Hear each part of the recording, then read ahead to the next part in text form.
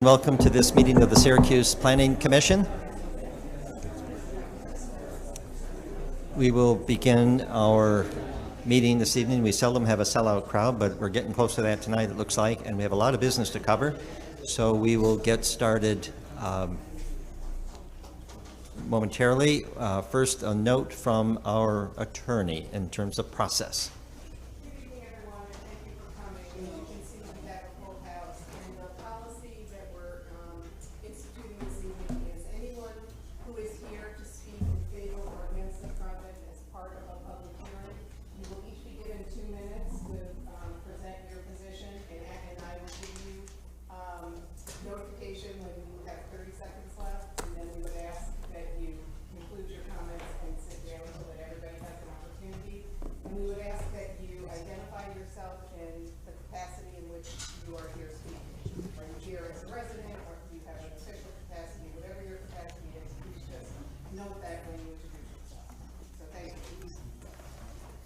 Much. Chairman, sorry. Security has just asked us to let this group know that there is a BMW parked in the handicap spot. That's alarm is going off. So if that happens to your vehicle, if you could move that, that would be great. Thank you.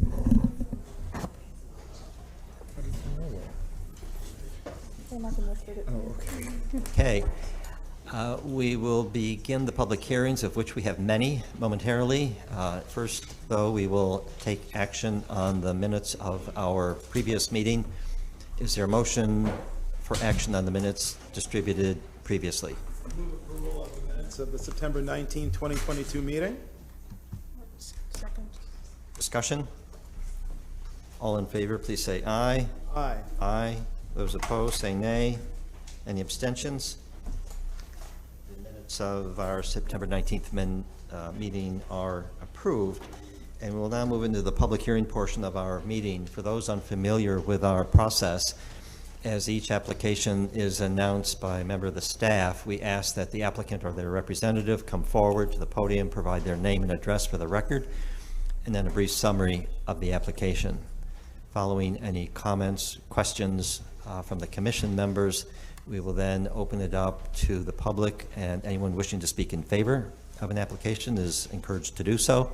Likewise, anyone wishing to speak in opposition to any application is encouraged to do that as well.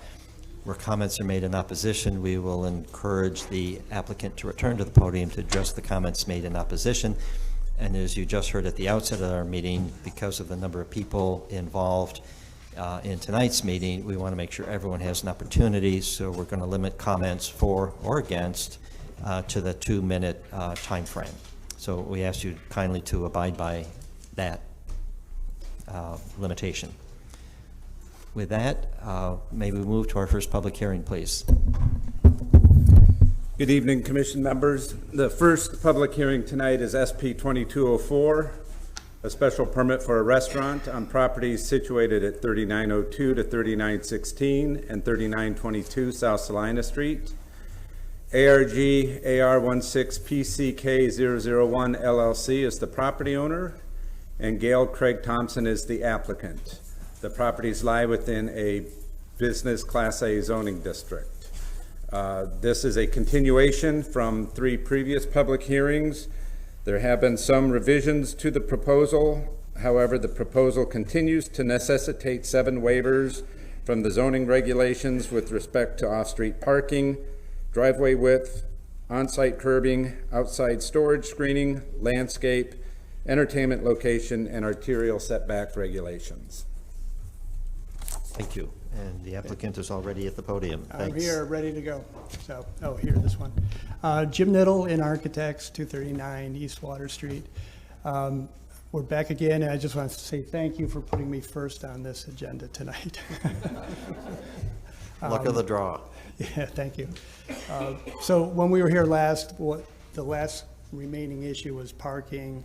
The site only has about 22 parking spots, and so we discussed the ability to park on some of the adjacent properties, and the tenant is willing and able to make some deals with the Burger King property next door and with the Valley Plaza.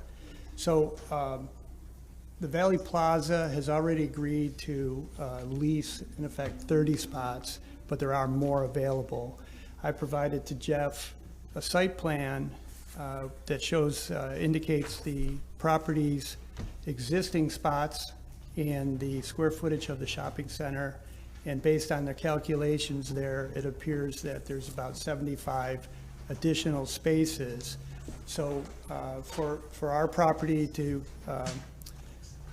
utilize some of the parking there would not have an impact on the parking requirements for the shopping center. And it is within the 500-foot radius. Now, additionally, the adjacent property, the Burger King property, has approximately, notes here, I believe there is an extra 24 spots available on that property. And it's understood that, 24 spots. So it's understood that that would require the adjacent property to get an amendment to their special permit to allow parking on that, but they would be agreeable to do that. I don't believe Mr. and Mrs. Thompson have anything in writing yet, but they have had discussions with that property owner as well. So with the 22 that they have and the potential of 30 or more at Valley Plaza and the potential of 24 on the adjacent Burger King property, that would get us closer to the 107 that they would technically need. So, and if we needed to get more from Valley Plaza, we could probably get to that number. So that was the last really remaining item from our last meeting. I think we had addressed curb cuts and planting and setbacks and such. So I'll open it up if you have any questions. Questions for the applicant? Just remind us, please, the request to be a location that provides live entertainment, was that an issue discussed with staff? And is there any other body that you have to go in front of? No, there's been a building permit in the building code department that's awaiting issuance based on zoning approval. Okay. Parking, I think for the board and even myself, it'd be a bit challenging to make a decision with the potential in regards to you guys acquiring the other parking. I think it would probably be in your best interest to have something actual on paper that would then help us go forward. Well, it could certainly, yeah, I mean, it certainly could be a condition of any approval that we, within a certain amount of time, provide that documentation. And I think we would want to go back to the Valley Plaza owner and get a few more spots from them because they have excess parking. So, certainly, I agree. We would need to have that in writing at some point. Thank you. Questions? I just have a couple comments for clarification. Please. The site plan you've been provided indicates 475 available parking spaces. I would have to ask the client to verify where those 475 came from. I came up with 422 between the plaza and Rite Aid. Advanced Auto Parts is on a separate property, so I did not count that. Okay, I did count the advanced auto parking And when as I well. counted Advanced Auto Part, that only came up to about 463. So the numbers are conflicting, so we'll need to verify. Yeah, we can, the difference between Those 463 and 475, but we went through this several times, so Right. we can, With respect to any approval, conditioning any approval on parking agreements, I would recommend to the commission that those agreements be in place prior to making the approval. If that's going to be part of your justification for waiving the parking requirements, I would recommend that that be in place prior to making a decision. And then I would just remind the Planning Commission of the other deviations from the zoning ordinance as spelled out in your report. Thank you. If there are no further questions from the commission members for the applicant, And the only thing I would add to what Jeff said is with the 22 and the 30 that we do have a letter from Valley Plaza, so we do have 52 spots currently. So I understand that you'd want to get. we need if to you'd like reconcile those waive- numbers. Yeah, I mean, it may be a stretch to waive 50 spots, but we're closer with the 52 than we would be without the Valley Plaza, so. Okay. Great, thank you for that added comment. And if that completes your presentation for Yeah, tonight? unless you have questions about any of the previous issues, which I think we addressed at the last meeting. Yeah, I think the one looming and large issue has been the parking in particular, so, okay, thank you. All right. Are there individuals who would like to speak in favor of this application? If so, please come to the podium.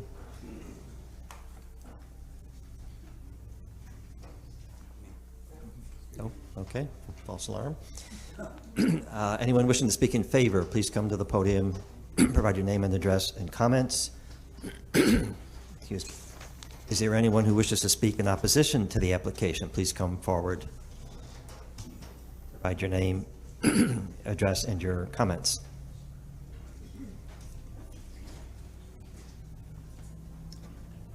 Kathy Stribley, 316 Monticello Drive North. And I would just remind you of the two-minute time. Yes, I want to hand some things out to the, is that going to get counted against me if I? Okay. Or, yeah, maybe you can. I have, there's only a couple of these colored ones. I have a petition here from 21 nearby neighbors opposing this application from the adjacent streets, Fillmore, Walworth, and nearby neighborhood. I'll give that to you, Dan. I looked at this new plan, and I just want to bring up the stall length in this plan is 15 feet versus 18 feet required by the city. So what that does, I just pointed out with the red lines where that actually puts the parking to. I don't know why that's the case. I was looking at it because Chris Capella-Peters mentioned that maybe they could double load the parking lot. And if you double load the parking lot, which is what's going on currently, there's a very narrow center lane. And at least one occasion, I know somebody was hit over there trying to get in and out of that parking lot. So I made that correction in these notations about the parking spaces on Ballantyne, which also back out into the Ballantyne. But the problem is it's not being used the way it's shown, and what's happening is people come in, they fill the center lot, they spread out into the adjacent lots, Family Dollar, Dunkin' Donuts, especially the car wash, the neighborhood streets. And am I already at my time? 30 seconds. Okay. So I just want to point that out. If we have two nightclubs in the area, we have Elks Club and this one, if you add this one in without adequate parking, and it just overflows in the neighborhood, which is what it's been doing, you're going to really create a mess. And so I urge you, and my neighbors urge you, to oppose this. I also want to point out the events that have been on Sunday night. We've had 2 events on Sunday night.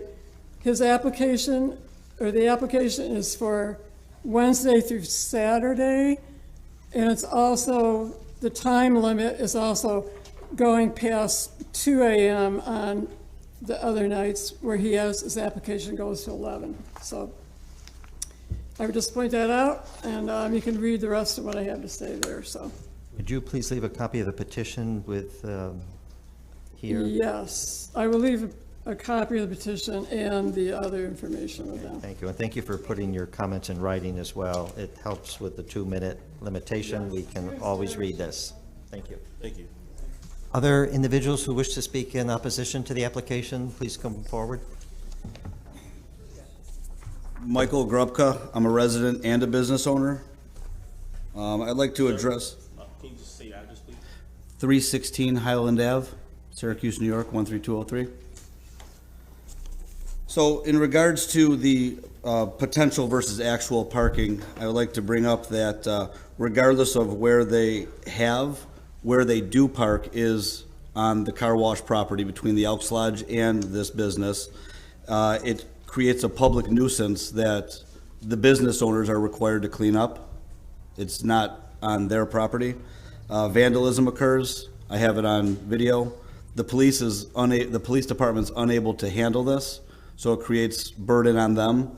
I have multiple calls in to trespassing and vandalism, parties, guns, fighting on my property from both that establishment and the Elks Lodge. I can see where they're going and where they're coming from, and the police department is inadequate to handle that.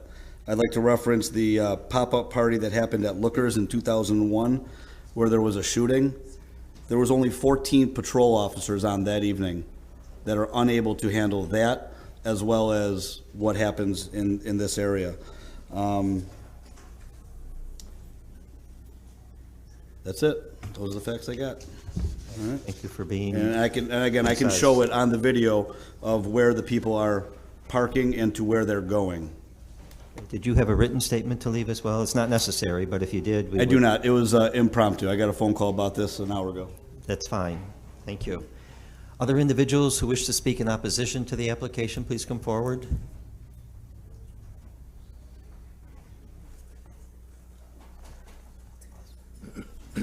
Hi, I'm Gail Craig Thompson. I am the applicant. And in regards to, Would you please provide your name, your address for the record? You already gave us your name. Gail Craig Thompson, 3902 South Salina, okay? Excuse me for interrupting. I would just point out that she is the applicant, and if you are up there in response to negative comments. Yes, I I am. would ask that you let the commission finish seeing if anyone else would like to speak in Oh, okay. opposition. Yeah, that's what I was trying to tell you. Oh, no, I thought you, I'm sorry. Okay, I can wait. Yeah, just wait a second. So is there anyone else who wishes to speak in opposition to the application? Please come forward. Okay, so we've exhausted that category, it seems. So now, I don't know what you're waiting for. Okay, I'm Gail Craig Thompson, 3902 South Salina. I am the applicant. Okay, so I'm just addressing the vandalism and all that. I don't know anything about any vandalism, and in our areas, we clean up, but there's more businesses down there than ours. And I know that we do clean up. We have someone that cleans up. So, but we're not responsible for any other businesses. We're just responsible for ours. And that's really all I have to say. Thank you. thank you. So I think everyone who was either for or against and wanted to speak has had the opportunity to do that. So I now I'm looking for Jim Little. Do you wish, where are you? Jim? Mr. Niddle? Is that who you're looking for? Yes. Did he leave? Oh, he's Oh, there he is. All those who wish to speak have spoken, including those opposed to the project. Do you wish to take advantage of the opportunity to address comments made in opposition? You know, in all honesty, I was out here having a conversation, so I'm not aware of them. But the one thing Why don't you come to the microphone so we can hear? So, one thing I would like to address, though, is we were just having a conversation with Mr. Nicoletti, whose son-in-law is the Burger King owner, and he believes that his son-in-law would be agreeable to making a deal with the Thompsons to provide additional parking there. So, so we know we can get that done. We know we can get 30 or more cars. We have 30 committed at the Valley Plaza. So, you know, I would just ask that we could, to move this thing along, if we could possibly have an approval with the condition that some letters show up on zoning's desk within the next week. And we can move this along and not be here again next month, so. Thank you. And that runs counter to the recommendation we had from our staff that we have. I want to say one more thing, if it's okay. Please come to the podium and under 2 minutes. And I'm Gail Craig Thompson, 3902 South Salina. And I wanted to address the violence. We haven't had any violence. So any violence that has occurred, we don't know anything about. The police has never been to our place. There has been no violence. Okay, thank you for the clarification. Back to the disposition of this application, the hearing, I believe, should remain open, consistent with the recommendation we had from staff. We understand the preference to move forward as quickly as possible, but without formal modification of other special permit to accommodate the parking arrangement that we heard this evening, I think it would be premature for this body to act, and therefore we'll continue to hold this hearing open, await that information that most likely will be forthcoming soon, we expect. I just wanted to suggest that Jeff and I talked about this earlier, and I talked about it with Sue. So you have two options. You can hold it open, right, if you think there's going to be more testimony. The other option is if it sounds like they're pretty close to getting those parking commitments in writing. If you close the public hearing, that gives you 62 days to make a decision. And that gives you 2 more planning commission meetings. It gives them 2 more planning commission meetings to bring in the commitment in writing. We also talked about the Burger King site. If it doesn't affect the Burger King special permit, we won't have to reopen that special permit. We can just take the commitment. We'll just have to figure out a way to keep track of these things in this neighborhood. That's fine. So it's really up to you. Like, you can leave it open, or if you want to kind of say, look, if you guys are that close to getting the commitment in writing, we've heard the testimony, you've had 3 or 4 public hearings on this. So you can close the public hearing, which will put some impetus on them to get those commitments in writing, and it'll give them 2 planning commission meetings to do so, and then you'll have to make a decision. I will defer to my colleagues on that. I was leaving the widest possible range of options open, but if we have sufficient data in hand now based on this and the 3 previous public hearings on this application, and we're primarily awaiting solidification of the parking solution or arrangement, we can close this hearing, but if other information might be desirable or needed, we can hold the hearing open.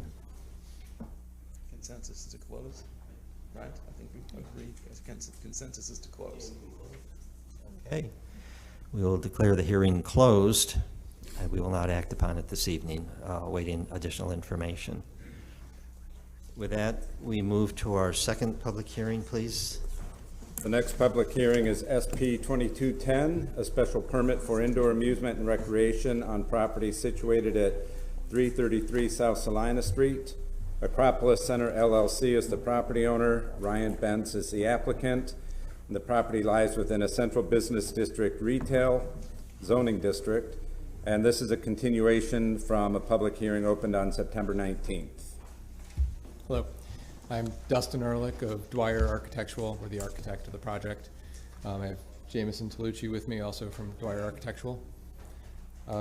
So I think we weren't able to make the last one, so apologies for that. You. We got you home a little quicker. So this is a 3,700 square foot nightclub, essentially, live music venue that is going in an existing tenant space that was last Shenanigans 20 years ago or so. Existing area of that old place, no change of use. It is in the basement level, but there's a number of accessible routes out. And we've gone through all our process with the city, and all the comments have been taken care of. What's the capacity of the venue? 400. it's not too large. Thank you. Anything else pertinent to this application? I guess I can answer any questions about it, but it's pretty straightforward. Are there questions for the applicant from the commission members? I'm all set, thank you. Good. Thank you I very would much. point out to the commission that there are deviations from the sign regulations, and you may wish to ask the applicant to provide some justification if they're going to ask for a waiver. Yes, indeed. There are three aspects of the sign ordinance that would be, that the application would run counter to, and we ask applicants wherever waivers are requested for a project to provide a rationale or justification for the commission to grant such a waiver. There are three associated with your project. Can you address each of those three and why there's a need for the waiver on this project? So Waivers. we weren't going to pursue the waiver tonight. We just wanted to get the project moving forward. The way the code currently is, doesn't allow for any signage for a basement tenant. And so we were considering our options, but nothing's been decided on yet. So we would come back for that later on. So what I'm hearing is you would be open to the commission acting upon the application without any signage? Correct. And if and when you came up with another plan for signage, you would return for approval for that plan? That would be our intent, yes. Okay. Okay. Sounds good. Then in that case, if the commission acts this evening on that, it would be without a sign package for the project. Okay. Any further questions? No? Okay, thank you. Thank you. Are there individuals who would like to speak in favor of this application? If so, please come to the podium.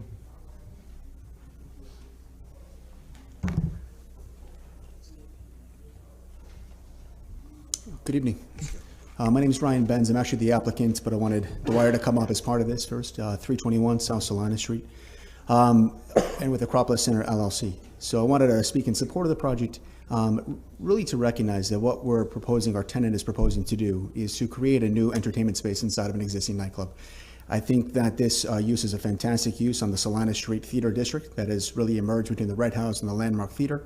But what's ironically is that there's nothing for this size theater downtown available for live music venues downtown.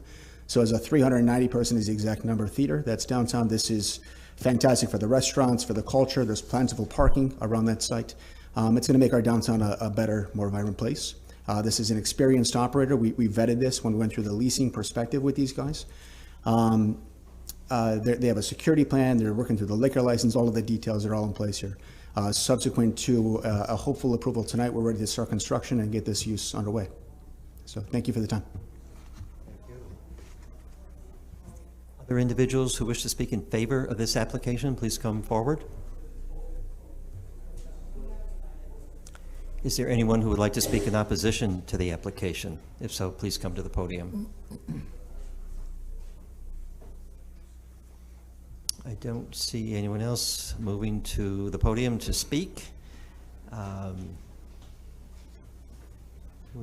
Okay, no one moving to the podium to speak. So with that, we will close this public hearing and entertain a motion for action on the application, which is SP-22-10, but without signage. Motion to approve with a negative declaration with the understanding that the signage waivers have not been approved. Discussion? All in favor, please say aye. Aye. Those opposed, say nay. Any abstentions? So the special permit for SP 22-10 is approved. And we will thank you, all those who spoke. Next public hearing. The next public hearing is SP 2211, a special permit for a transitional parking lot on property situated at 204-208 Wayne Street. Regency Towers Associates is the owner. Jim Wilkinson is the applicant, and the property lies within a residential Class B zoning district. This public hearing is a continuation from September 19th. The property is located within the Holly Green Historic District, and it was brought to my attention this afternoon that the proposal does exceed the maximum parking surface coverage allowed within a residential Class B zoning district. I'll leave it at that. Okay, thank you. Park it right there. The applicant is here. Good evening. Yes, hi, Vincent Ryan with Keplinger Freeman Associates on behalf of Regency Towers, 6320 Fly Road, East Syracuse. We thank you for meeting tonight. We wanted to come tonight to request a postponement of the meeting until the following public hearing, to the following meeting, in response to the comments we received from the Landmark Board last week. I know it's been a couple days, so we'd just like some more adequate time to take those comments into consideration and come back before you. I am here at behest of Jeff just to, I believe the public hearing had to be held open, so if there's any comments, I am here to answer. We did respond to comments that we received from the previous public meeting. We provided more screening. We swapped out the fence with the screening, so now it's on the interior of the parking instead of the exterior. We provided plantings at the front of the parking lot as well for a little bit more beautification. We did also, to Christine's comments, go back to the city engineer in regards to lowering the parking lot due to the low point, and of course my civil engineer here isn't here again, the low point on the site. We had to keep the parking lot where it is to provide cover for the stormwater system, so the parking lot remained the way it was. The only other thing I'd like to add to that is that going back through and speaking with Jeff was the fact that the property has been vacant since 1983. It did come up for a special permit previously for more parking spaces, and they were deemed possible to continue, but the project never, followed through. They did ask for an extension as they awaited funding for the project, and then the project was recently picked up by Regency Tower to, pursue this project. Since this has been ongoing at this site since 1983. So if you guys have any questions, or I'm here to respond to anybody here tonight. So we saw the request for holding action on this, and we can do that. However, we will solicit input tonight, either for or against, because the project had application had already been advertised. So there may be people in the room here to speak one way or the other tonight. So we'll hear those comments. We'll keep the hearing open. We understand that the Preservation Board's review and comments came only very recently, and like us, you'll want to review them carefully. We pay close attention to those comments, and perhaps have a fuller response at the next meeting, which would be on the 31st of the month. Thank you. So unless there are immediate questions for the applicant from the commission members, we'll proceed to see who in the audience would like to speak for the project or against. Thank you. Just for clarification, I will point out that the Planning Commission does not have the authority to waive the parking surface coverage. So the applicant would have to submit a waiver or a variance application to the Board of Zoning Appeals, or they could revise the application to get down to the 40%. The Planning Commission can certainly provide any comments to the applicant with respect to revising the plan and reducing the parking surface coverage, but if the parking surface coverage is not reduced to 40% or less, and that includes the driveway. Mm-hmm. If they do not get it down to 40% or less, then it will necessitate variance from the Board of Zoning Appeals. I'll just add that you're not required to refer to the board. You can require them to meet the standard. it's up to you as the Board of Jurisdiction to do that. Okay, thank you. Can you say that again, please? I'm sorry? Just can you repeat that, please? Oh, you're not, so as the Board of Jurisdiction, you have the highest authority over this project. So it's up to you whether or not you want to allow them to pursue the variance. If you're okay with the plan generally, that's what you would do. Or you can just require them to meet the standard, and if they can't, then you have to make a decision based on that. All right, thank you. Thank you, both of you. That And I would is- just point out for clarification, the Landmark Preservation Board did review the proposal on October 6th, and the recommendation is in your report. Packet. So with that, let me ask if there is anyone who would like to speak in favor of this project. If so, please come to the podium, provide your name, address, and comments. Is there anyone who would like to speak in opposition to the application? If so, please come forward. Point of procedure. Sir. Point of procedure. Is this right now a public hearing? Because Yes, sir. somebody representing the applicant just spoke and said they want a continuation until October 31st. Is the owner of the Sir. property or the applicant present?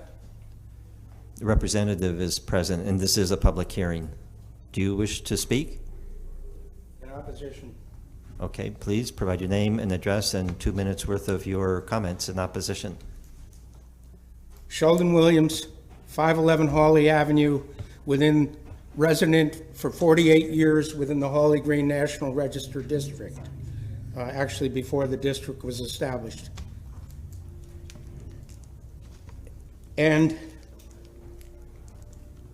so I would say that my objection is more related to the procedure here at this moment.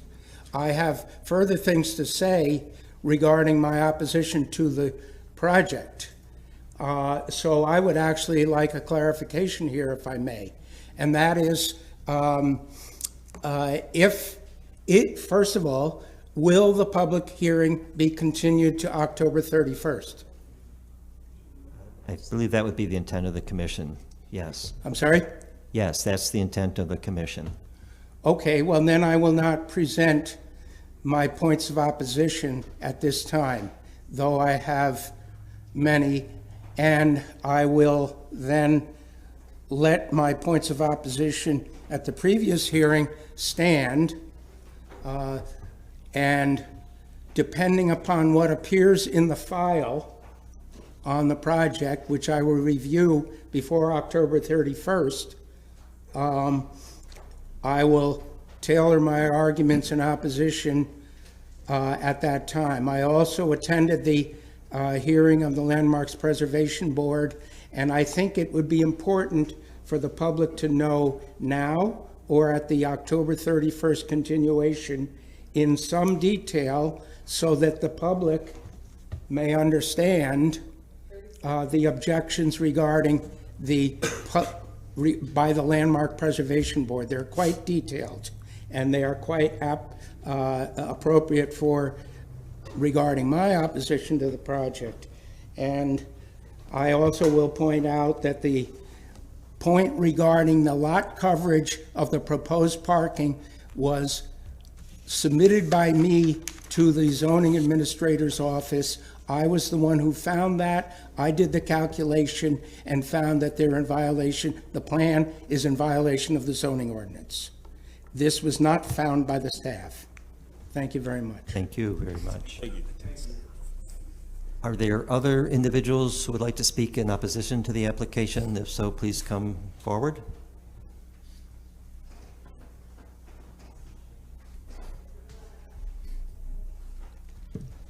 Hi, Emily Garabuso, 417 Howard Street. I spoke last time and gave the basis of my comments at that time. I haven't had a chance to review the comments from the Landmark Historic Preservation Board, but I would like to just reiterate that I do feel that this property already has quite a bit of parking, and there are quite a number of vacant parking lots in my neighborhood. That's not to say that those aren't parking lots that get used, but if this is a restaurant that is looking for more parking specifically for staff, that it might be worthwhile to reach out to some of those places that have parking already available adjacent to the site that they could be using instead of continuing to pave over the environment. That's all I really have to say for right now, so thank you. Thank you. Other individuals who wish to speak in opposition to the application, please come forward.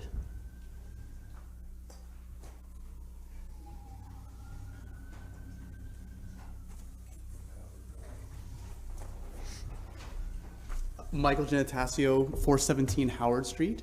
One of the things I just wanted to address is the use of that space currently, and in its current state is a nice big grass field. And one of the main things that we see often happening in our neighborhood is we'll have 15 to 20 at minimum people who have dogs who will walk through the neighborhood, and there are neighborhood children and things of that nature who actually utilize this space. And a large amount of the people that actually utilize this proposed parking lot space are the tenants of the apartment complex there.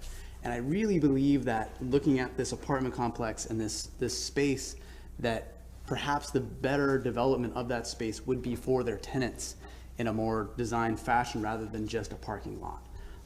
And in trying to keep with the kind of character and kind of beauty of our neighborhood, being able to try to maintain or protect that space in a way that really benefits everybody rather than just one individual organization is really what we'd like to see happen. And hopefully you'll see it that way as well. Thank you. Thank you.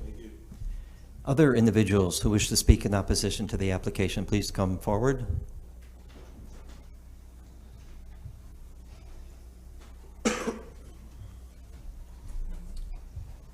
My name is Glenn Lewis, and I live at 418 Howard Street. I believe that this project is a significant intrusion on the residential portion of the historic district. In addition, I believe that there are stormwater considerations. Right now, it's a grassed area, and by adding a parking lot, we make an impervious surface where there are a number of impervious surfaces, and if the project is approved, it should be approved with the consideration that the stormwater should be disposed of on site. Thank you. Thank you. Other individuals who wish to speak in opposition to the application, please come forward.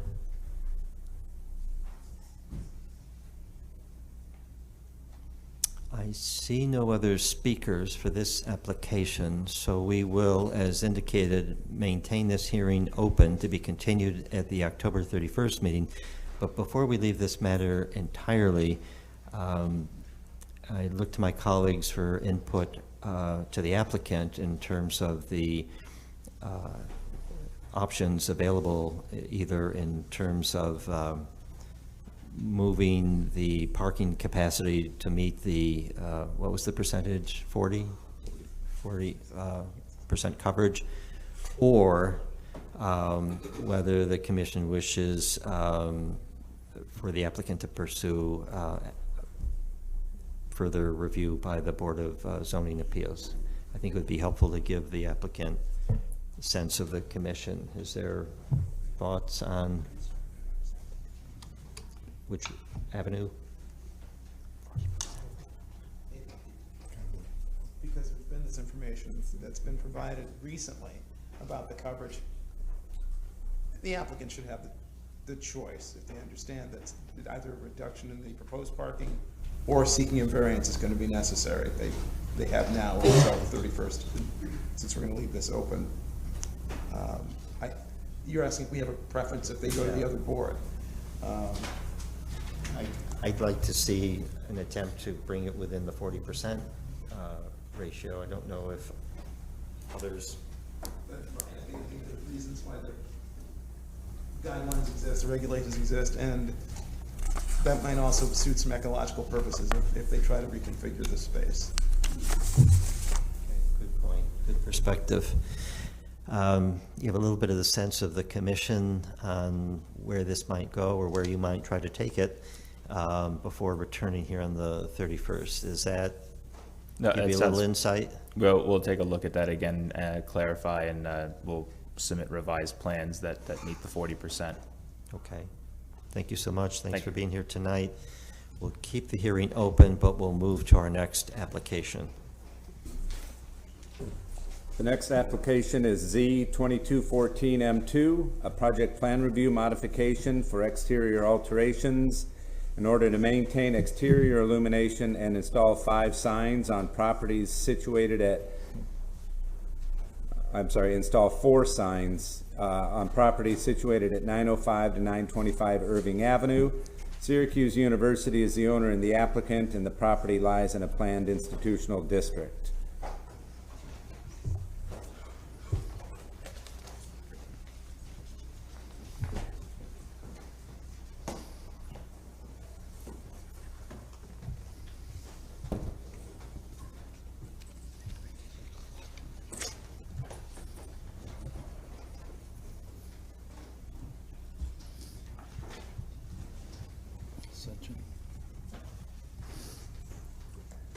Thank you. I'll get started. Good evening, Chairman Kulik and members of the Planning Commission. My name is Pete Sala, Vice President and Chief Facilities Officer at Syracuse University. My office address is 1320 Janesville Ave in Syracuse. I'm here tonight on behalf of Syracuse University to speak about our application for a project plan review modification and sign waivers for the proposed JMA dome signage.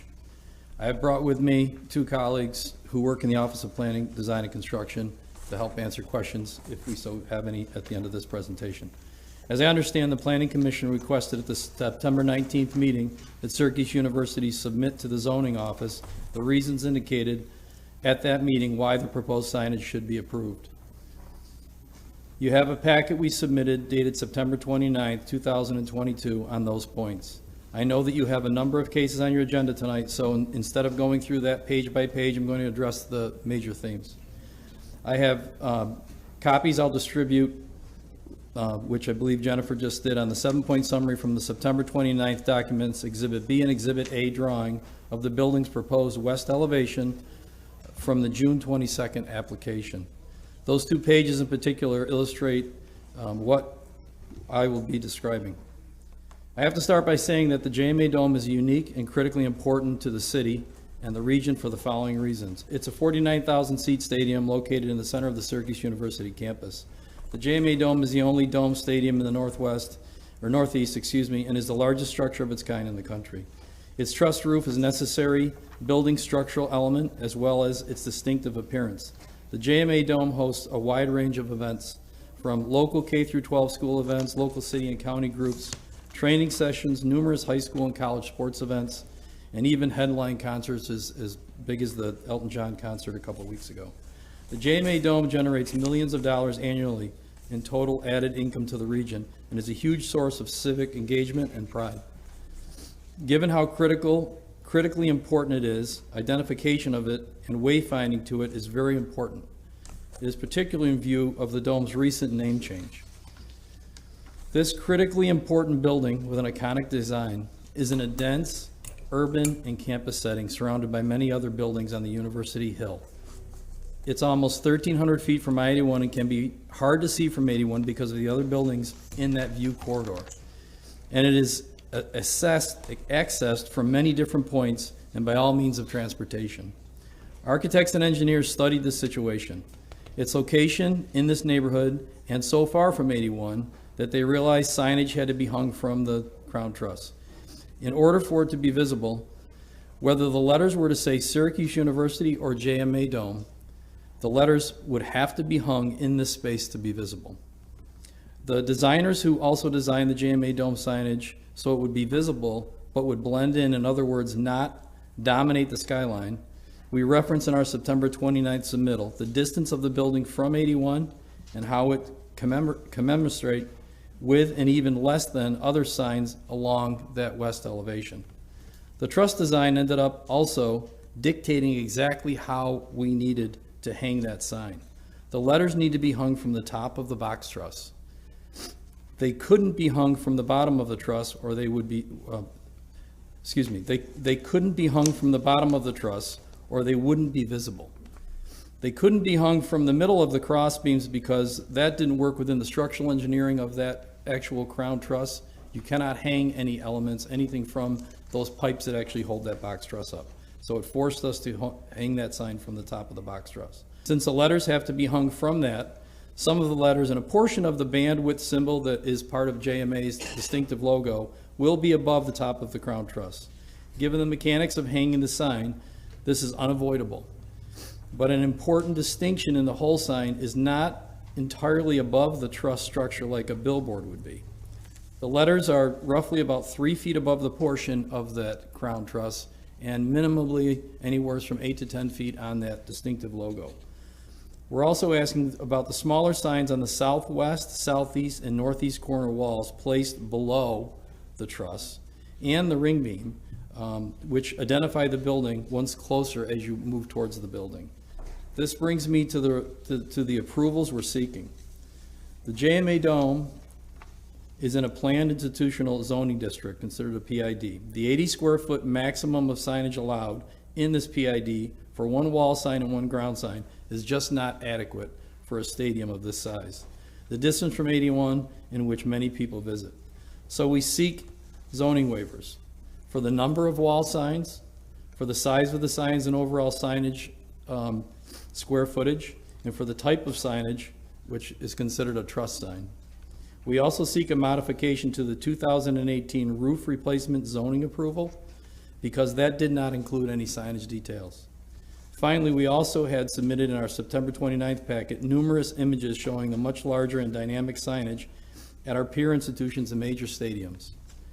I'm happy to answer any questions you may have, and I'd like to thank you at this time for your time and consideration of this application. Happy to answer any questions. Thank you. Are there questions for the applicant? I would like to ask, I want to clarify, in your subsequent submittal, which I want to thank you for because our offices met and you have provided additional requested information, which I thought was very helpful, but you're also withdrawing a portion of your request with respect to the monument sign. Is that correct? Can you That just is correct. explain to the Commissioner? Yes, Commissioner, I'm sorry. Thank you. Speak this way. We are reducing one of the signs. We're taking away the monument signage close to Irving Ave that was part of the carrier recognition for their support of this facility for all these years. So as we sit here tonight, the request comprises the approval sought for the roof sign and for the 3 wall signs. That is correct, sir. And no ground sign. That is correct. Okay. Thank you for that clarification. That was a change, significant change since we last met. Further questions for the applicant? I would like to clarify item 3 on your report. The total sign area for the 3 wall signs and the roof sign amounts to 6,536.81 square feet. Thank you for that clarification. That accounts for all 4 signs, 3? Yes. Which is the essence of the proposal right now. Okay. And does not include anything for the ground sign, which is no longer pertinent to this application. Okay.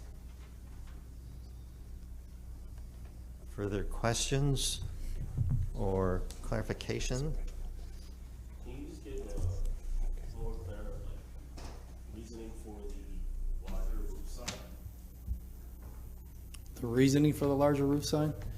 Again, we went, and if you look in the packet, we actually worked with our engineering firm to approach the building and take pictures of the actual mock-up of the sign from different areas all around the city. And I think for it to be seen from the distances we anticipate people seeing it, drove the size of the sign. Again, if you, as some of our peers or other buildings along that corridor of 81, we fall within basically the sizing that we have around us. I think in order to see it, though, from the distances we're planning people to see it from, it needed to be that large. I hope that answers your question. Has the placement of the proposed roof sign, will that be impacted by the future of I-81? That's referenced several times in the application. And at some point, that piece of 81 will no longer be there. What are the implications do you anticipate for the sign, the roof sign in particular, and its viability? I mean, that's a great question. It would be less impactful, because I think as you lower and go down to the ground height, it'll be even more difficult to see that end of the building. So it helps that size of the sign being more appropriate. And in order to see it, because you're gonna have to, now look through more buildings, I think the size that dictates that location is more appropriate with 81 coming down.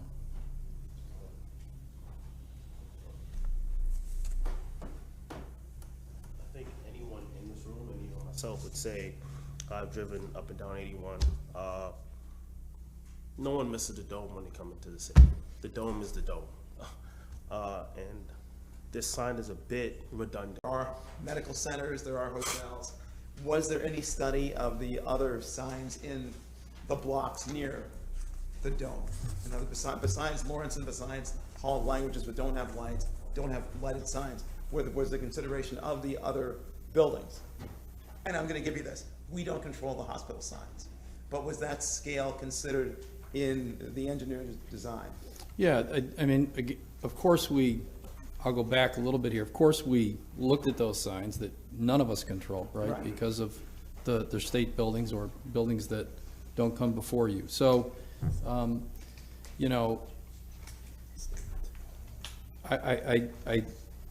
think that I think that we're not calling apples to apples here. So I want to say yes to the question. Most of our buildings that are named on campus are named after donors. There is actually a process that we go through for the size of the letters and the size of the signage to acknowledge a donor by the size of their gift, right? So again, those are our academic buildings. This is not an academic building. This is a building that is an athletic facility, a building that's used by the community, and we looked at our peers. In the packet, it also shows what some of our ACC peers have done and the size of the signage they have at their stadiums. Again, we've gone as far as looking at what was done at SoFi in Las Vegas, the newest stadiums, because we were right in there when they were building those stadiums, we were doing our roof. So I think it's appropriate for the area that it's located and the size of the building. I hope that answers your question. It does. And just again, for the record, because this is our first public hearing, we'd had a brief discussion. When this board approved the upgrades for the roof, we looked at a streamlined process because there's a need for maintenance of that building, and recognizing that you were, as an institution, making a change from the dome, inflated dome, to a truss roof system. So there's been good faith and goodwill in supporting that. And our discussion tonight is the best interest of a long-term fixture, because what we're about to do is going to affect generations. So all of us are just exploring all the options. Sure, I understand. Yes, thank you. My last question would be, in coming to the conclusion that this is the sign you want to go with, was there any other signs considered in regards to the size? When making this decision, did you have any other options? Why is this the one that you are going with? It was pretty much considering the size of it. Well, the proportion. The impact it would have on that general area. It's a great question. So if you look at one of the documents, I think this document was shared with the group, September 29th. If you look at the size of those signs and the percentage of what they take up of that into the building, which is only 4.76%, and again, those structural pipes that hold up that truss are 90 feet. This sign is actually well over 200 feet in the air. So when we worked with our architects and our folks from Populous and Geiger Engineers who helped us with this building, that was the size signage that we came up with that everyone felt was appropriate for that location of the building. We did also look at originally a sign that was lit, and we pulled that back. This sign is not lit.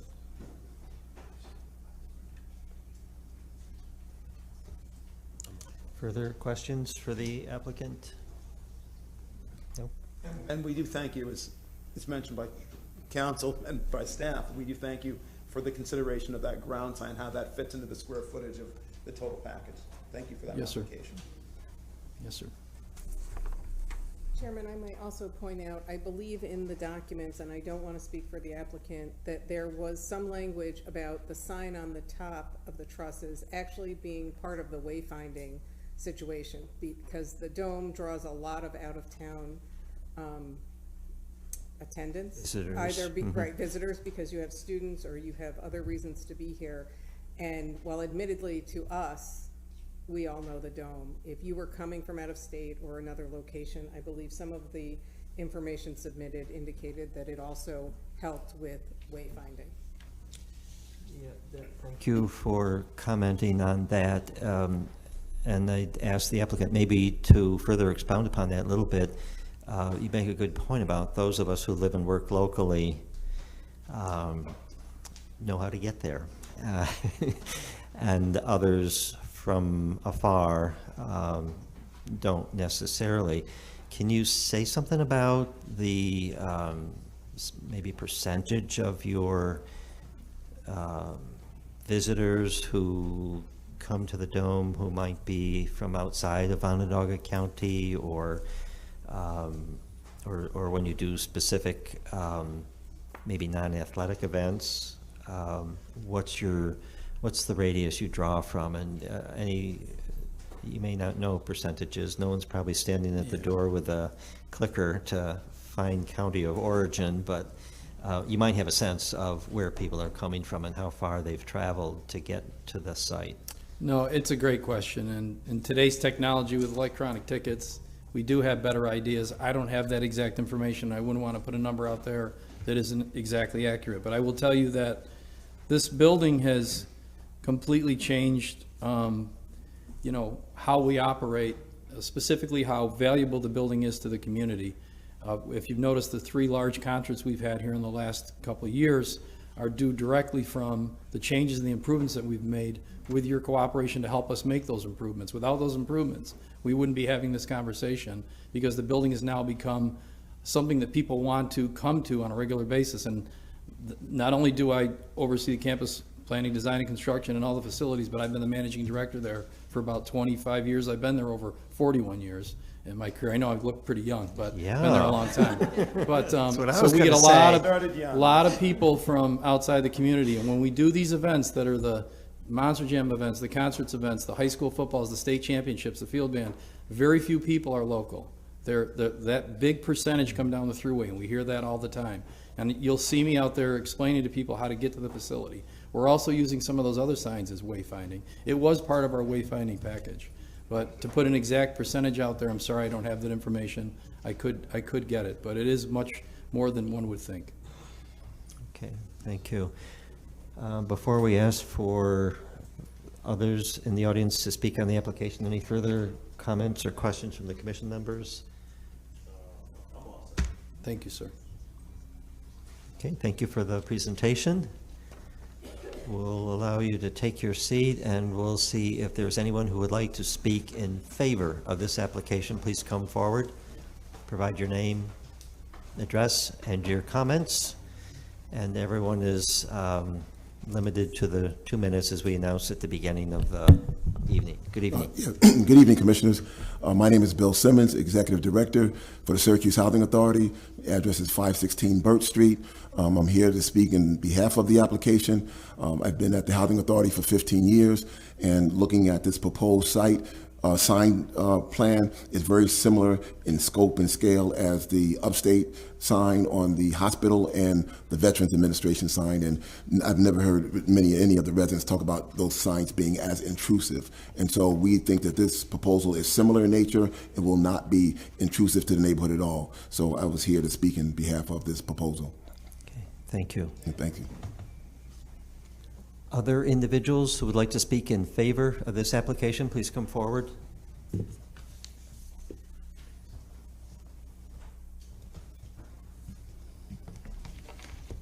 Good evening, Commissioners. My name is Mark Lichtenstein. I'm the Executive Operating Officer for the State University of New York College of Environmental Science and Forestry, the school with the longest name in the country.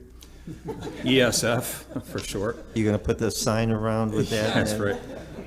That's 1 Forestry Drive, by the way, is where my office is. So I'd like to speak on behalf of this project. ESF is an adjoining property owner to Syracuse University and within 400 feet of the subject property. We're one of the largest adjoining property owners. ESF has reviewed the application and supporting information, and we have received a thorough briefing on the project by Syracuse University officials. As such, we have no concerns and fully support Syracuse University's application. ESF and Syracuse University have a long-standing, successful, and co-beneficial relationship dating back to the early 20th century. Throughout our unique and extended partnership, facility enhancement and capital projects on both campuses have resulted in multiple benefits to each institution. By way of specific example, projects at the JMA Dome over the last few years resulted in numerous ancillary improvements to ESF's infrastructure. As has been the situation with similar initiatives launched by SU, these recent projects were undertaken with high regard to our campus, its operations, and our employees, students, and visitors. Syracuse University officials continually exhibit their willingness to meet our needs. We expect nothing different with this sign project. In addition, we will provide needed access to our campus, roads, etc. to assist with implementation of the plan. I also wanted to speak about the wayfinding and reiterate how important that is for us too. We are that other institution on the hill, and you want to talk about people who don't know that we're there. Many times we'll say, once you head up the hill, look for the big dome. So a sign on the dome will help us as well. We hold a lot of events in the dome.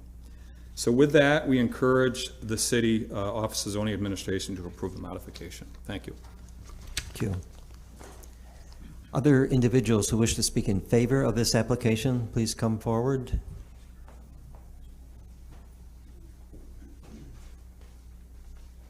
I don't see any other speakers for this category, so if there is anyone who would like to speak in opposition to the application, please come forward. Provide your name, address, and your comments. Anyone wishing to speak against the application? I see no one rising to come to the podium to speak against. I think all those who have had a desire to speak have exercised that option. And if there are no further questions from the commission members, I think we're in a position to close this public hearing and entertain a motion on the application before us. And again, limited to just 4 signs as opposed to what was in an earlier application, 3 wall signs, 1 roof sign, no ground sign. So we'll close the hearing.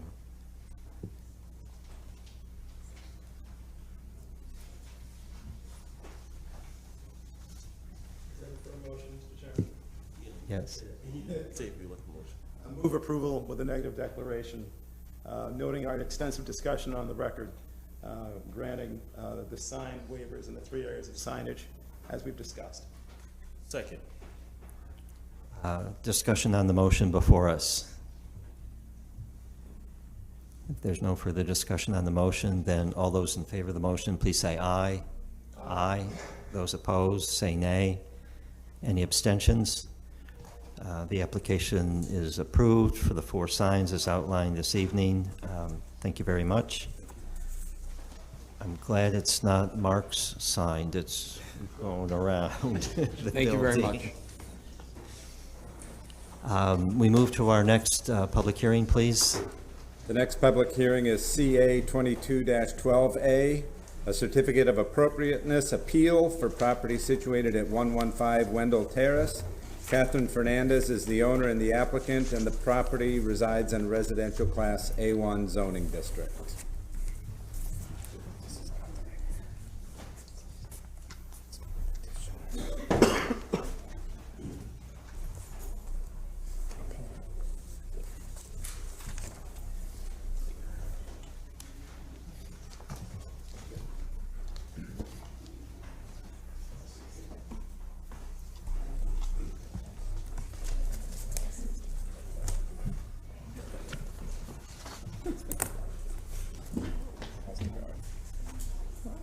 Hello, my name is Catherine Fernandez. I live at 115 Wendell Terrace in the city of Syracuse.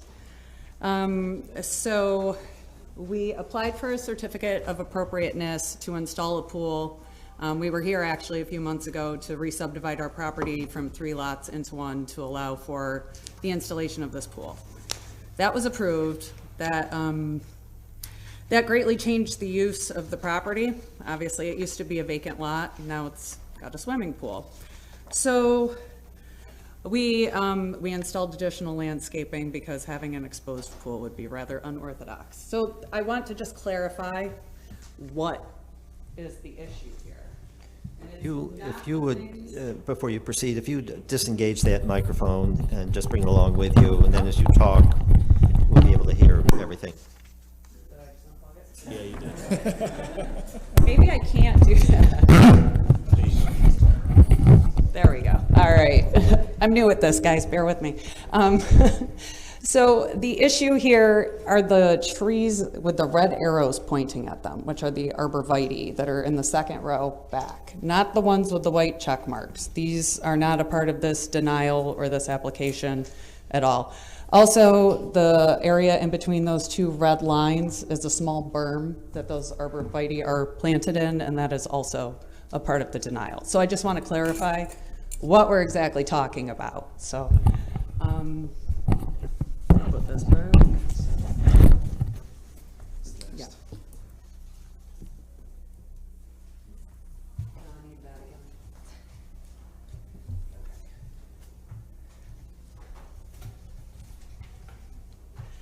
So this is our application that we put in for the pool. In that, in the right corner, you can see photos of the junipers, which are the ones with the white check marks. Now, those are not a part of this application, but they're relevant to this discussion. So Kate Atwater was notified of those on the 23rd of December, or February rather. This is my application where I ask for additional privacy plantings. This application went out to the board on the 11th of March. They never questioned the junipers at the meeting. The entire application was approved, including items 5.2 and 5.4. I left that meeting under the impression that the additional privacy landscaping was no problem. So in June, we started to receive phone calls and emails about the privacy plantings. The SLPB said they had received complaints. The project was very much a construction zone. Nothing was done. We allowed a site visit in the spirit of cooperation. We assumed it was a big misunderstanding since we disclosed the junipers, as you can see, and applied for additional privacy plantings. So at the site visit on 6/15, Mr. Radke, who's the chairman of the Preservation Board, made it clear that he did not like the berm, which is in between the red on there, the 2 red lines. So again, in the spirit of cooperation, my husband, Chris, started knocking the berm down. Mr. Radke then started engaging in some kind of odd activities. He was driving by the house repeatedly, multiple times a day, and became pretty enraged that Chris was continuing to work. He wanted another certificate of appropriateness filed for. At that time, Mr. Radke made a call to Jennifer Schultz, who's our common counselor. She can tell you more details, but Chris and I were both called names in the call. Mr. Radke threatened to put my husband in handcuffs. It was very hostile and demonstrated a lot of bias. As you can hear in my voice, it's kind of upsetting. I emailed Kate Atwater and the mayor on 6/28 expressing concern about this phone call and Mr. Radke's prejudice against our reapplication. It was ignored. Ethically, he should have recused himself from this application and all future applications for that matter. He did not. He spoke frequently at the meeting on 8/4 that was denied, the reason we're here, stating this was done without approval, that was done without approval. It's also my belief that Mr. Radke has been the chairman for over 10 years. He has considerable influence over the board. I think his bias swayed the board. After the 8/4 meeting, Mr. Radke also referred to Chris and I as certain folks. I don't know what that's supposed to mean, but I'm pretty sure we can all agree it's not nice. I had repeatedly expressed concern about this discrimination and being held to different standards than others. I sent an email on 6/13 stating This feels very targeted, racially motivated perhaps. My husband's Hispanic. I don't know what else to think at this point. And again, on 628, stating, I can list countless homes in my neighborhood who have completely ripped out their front yard landscaping and replaced it with no certificate of appropriateness. The level of compliance that you are demanding from us is far different from the standards for other neighbors. That is discrimination. These concerns were ignored. I also asked who the complainant was and was denied that information. It is my belief, as evidenced by her behavior, that it was Lisa Tonzi. Lisa Tonzi is a board member who seconded the motion to deny the application. If she was the complainant, she should have recused herself from the meeting due to bias and a conflict of interest. She did not.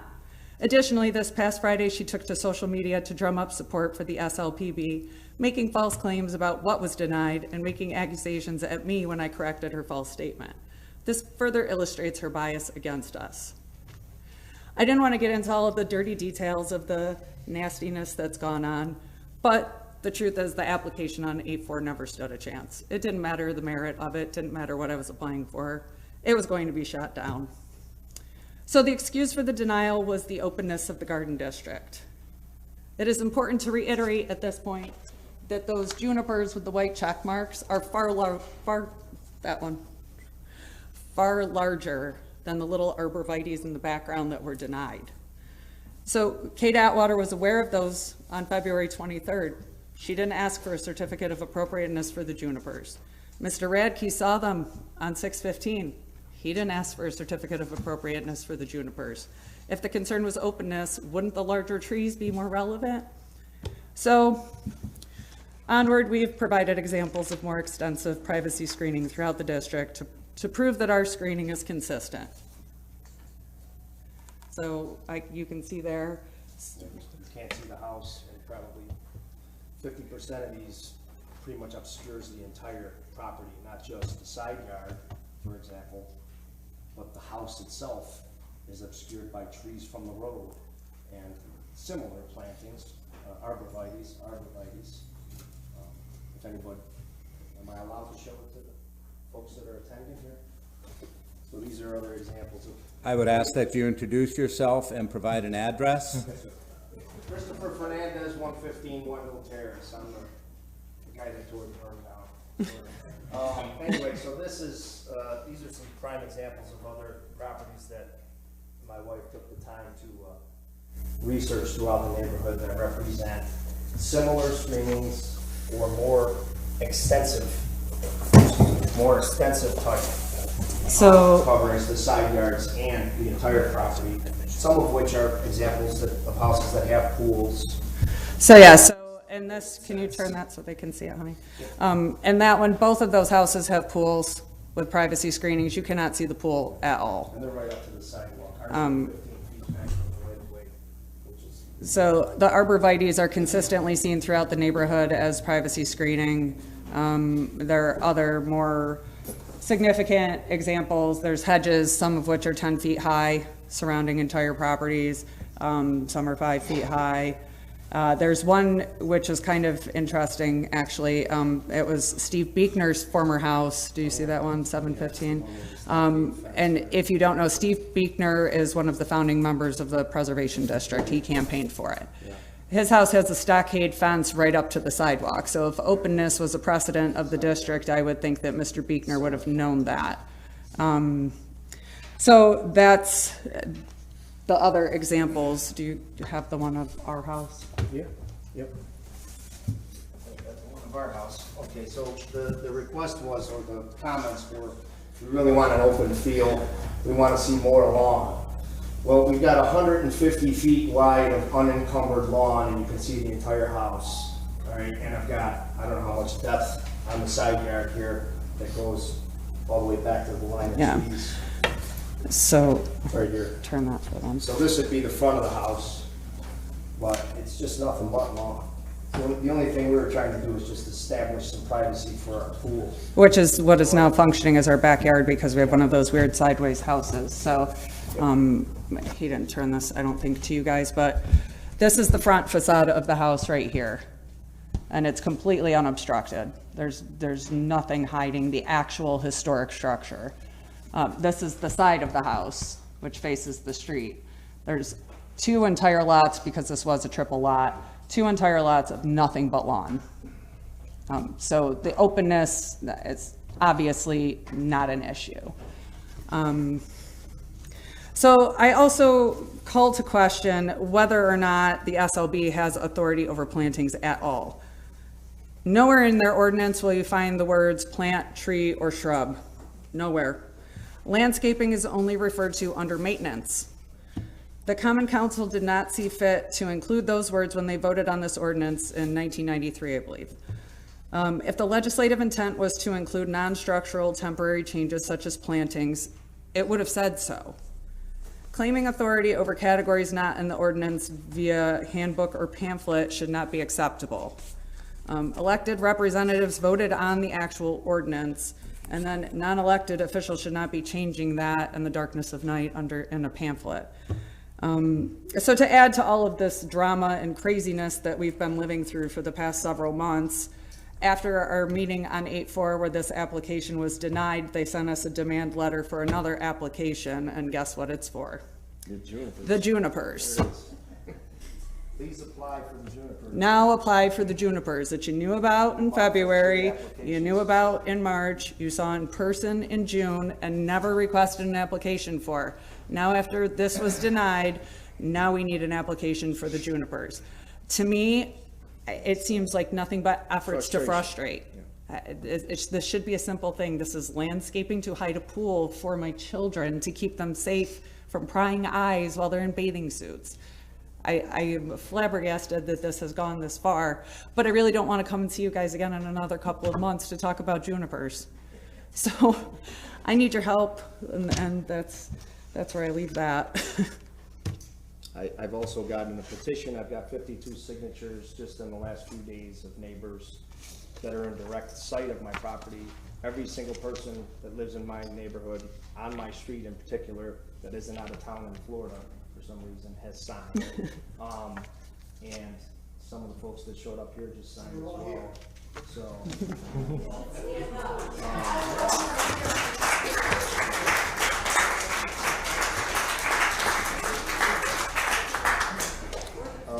Our children would like to speak. I don't know if that's something that's a continuance of this same. I would consider them part of the presentation if they wish to speak and add to the presentation. Provide your name and address and then your comments.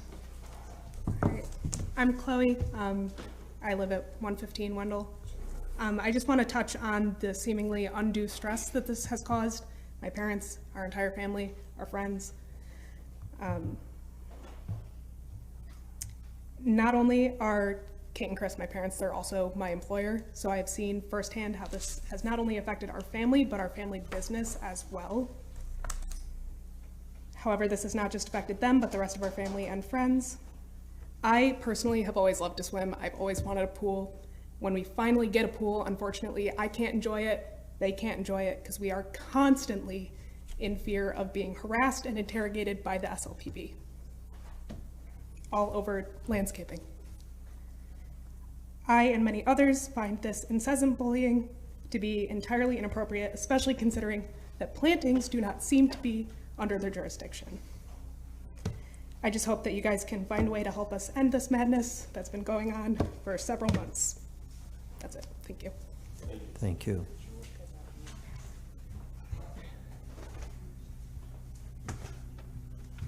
Hi, I'm Jewel Fernandez. I live at 115 Wendell Terrace, and I'm 15 years old.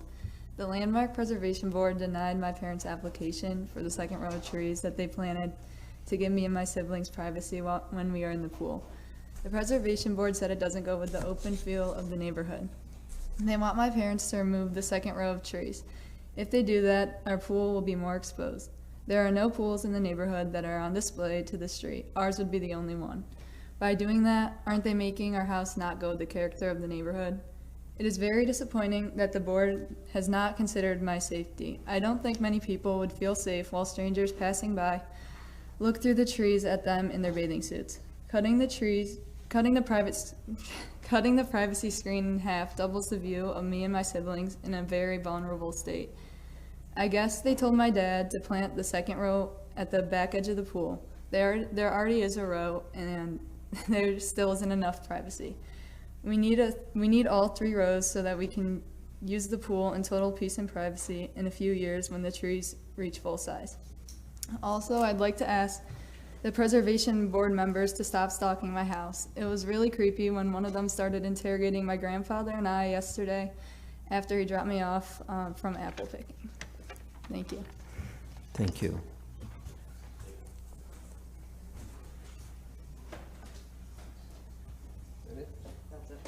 Is there one more speaker or no? No, okay. So,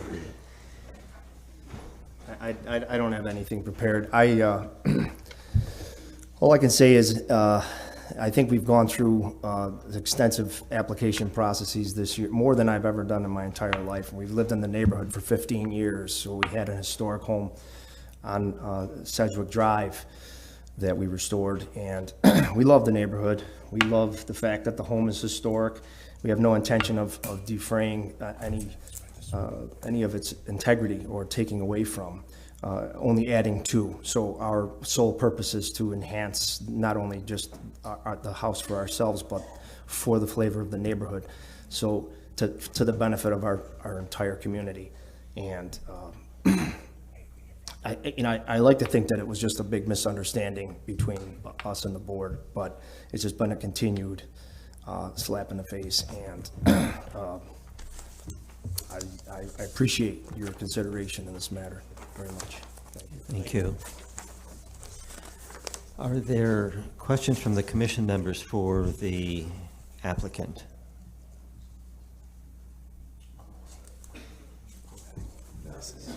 Just for staff, just to clarify, just for staff, I mean, I could go to Corp Counsel, but I'm going to start with you. But this is a new de novo process. We're allowed to have, this is an appeal of the decision of the Landmark Preservation Board? That is correct. And so this is a new hearing, which is why we're taking so much information. Is that right? It is a public hearing for the applicant to appeal a decision from the Landmark Preservation Board. Thank you. No other questions?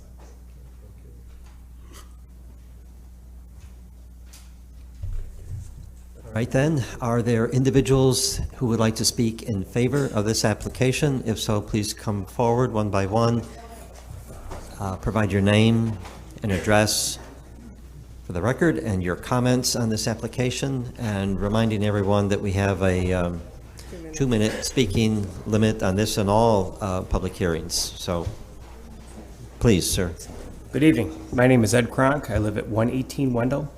I live right across the street from the subject property of this hearing. Living across the street, my wife and I obviously have a vested interest in the landscape project that the Fernandezes were putting in. During the short period of time we have lived in Sedgwick, the Fernandez family has invested a tremendous amount of time and money planning, designing, and building their dream yard. They brought that Italianate home to life with a fabulous landscaping plan that not only beautifies their home, but also beautifies the street. Based on several Preservation Board meetings, the board's handling of this project does not embrace the intent of the Preservation Board's mission. Take, for example, the board finding fault with linear planting of trees and the amount of green space. As the Fernandezes have mentioned, their property consists of 3 sites, 3 separate properties. I think they have the most green space in the entire Sedgwick area combined. I mean, I just don't understand that concept. And then as far as the linear plantings, I don't know that they have authority, let alone they have authority on landscaping, but do they have the authority to dictate that whether they be in a straight line or haphazard? I don't believe that they do. Regardless of all that, the Preservation Board has just taken a serious amount of liberties on this case. I've seen other cases come before the board where there's an area of 5-minute discussion and it's approved. Very similar to their project. However, this one, and the numerous different applications they've had to put forth for certificates of appearances have just been beleaguered with a ton of problems. I just think that it's very discouraging to see such favoritism, inconsistent decision-making, and an abuse of authority by a public agency. I, as well as so many others in the Sedgwick neighborhood, ask for this council to correct this injustice and overturn that Preservation Board's decision regarding 115 Wendell. Thank you.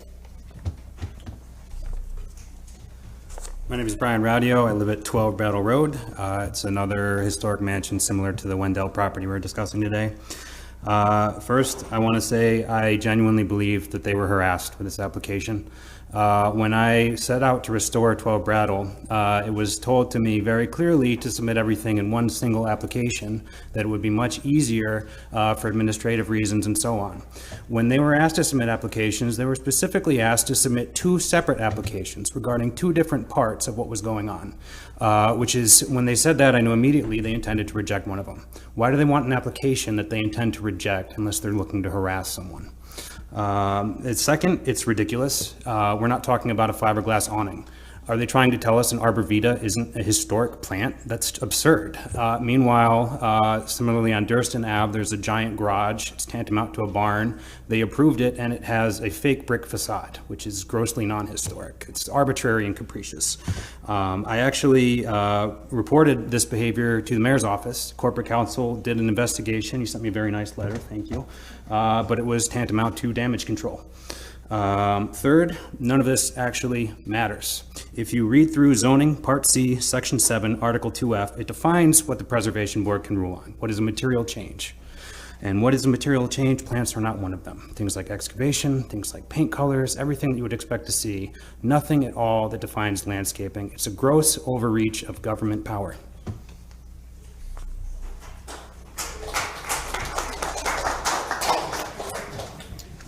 Hello, my name is Rahul Dudhani. I live at 119 Wendell Terrace. My property actually shares a fence with the Fernandez's property, so I live right next door, literally right next door to them. Much to my chagrin, on the side that doesn't have the pool, so all I get to see is nothing but green, but that's just to state the fact that they have nothing but open space and a lot of visible greenery and landscaping. I've personally been at their pool. I've been on the viewpoint outside their pool. It's a gross understatement to say that it is nothing but very tastefully and very artfully done, and in my belief is in taste with the Preservation District and this neighborhood. I just want to say that I hope you strongly consider overturning the board's decision for denial. And at the end of the day, all I want to say is it's just plantings. I think we should just get over this and move forward. Thanks.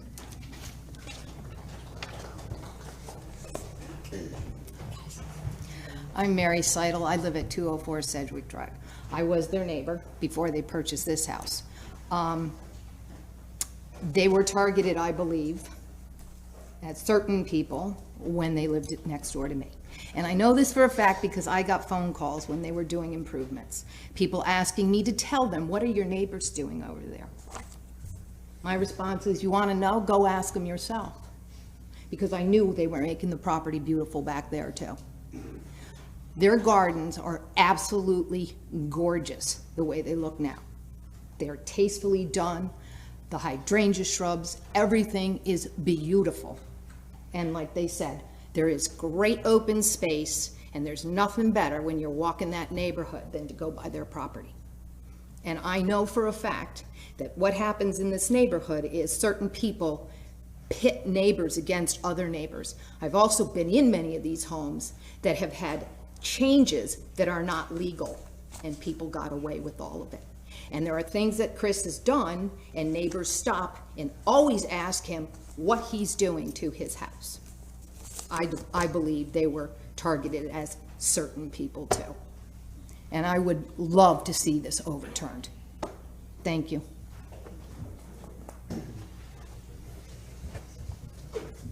Hi, my name's Sean Patney. I live at 104 Hampshire Road. We share a back property line with the Fernandez family, so we border directly adjacent to them. We also have a swimming pool in our backyard. I just wanted to reiterate what everybody said. The Fernandezes are amazing neighbors. They've invested tremendously in the neighborhood through 2 homes, not 1, 2 homes.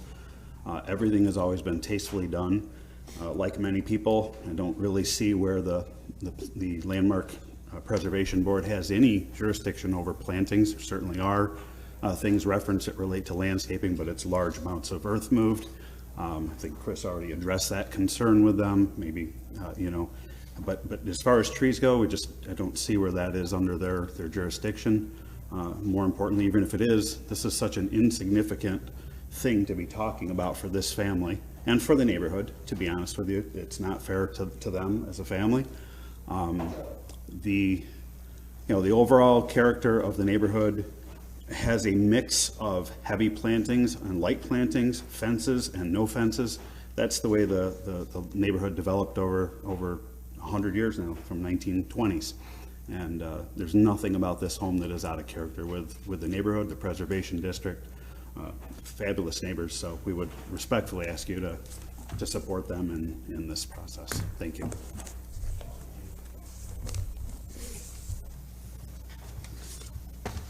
Hello, Tom Schultz from 710 Rugby Road, part of the Sedgwick Highland James Preservation District, I'll point out, because really the focus of my statement is around rules and guidelines.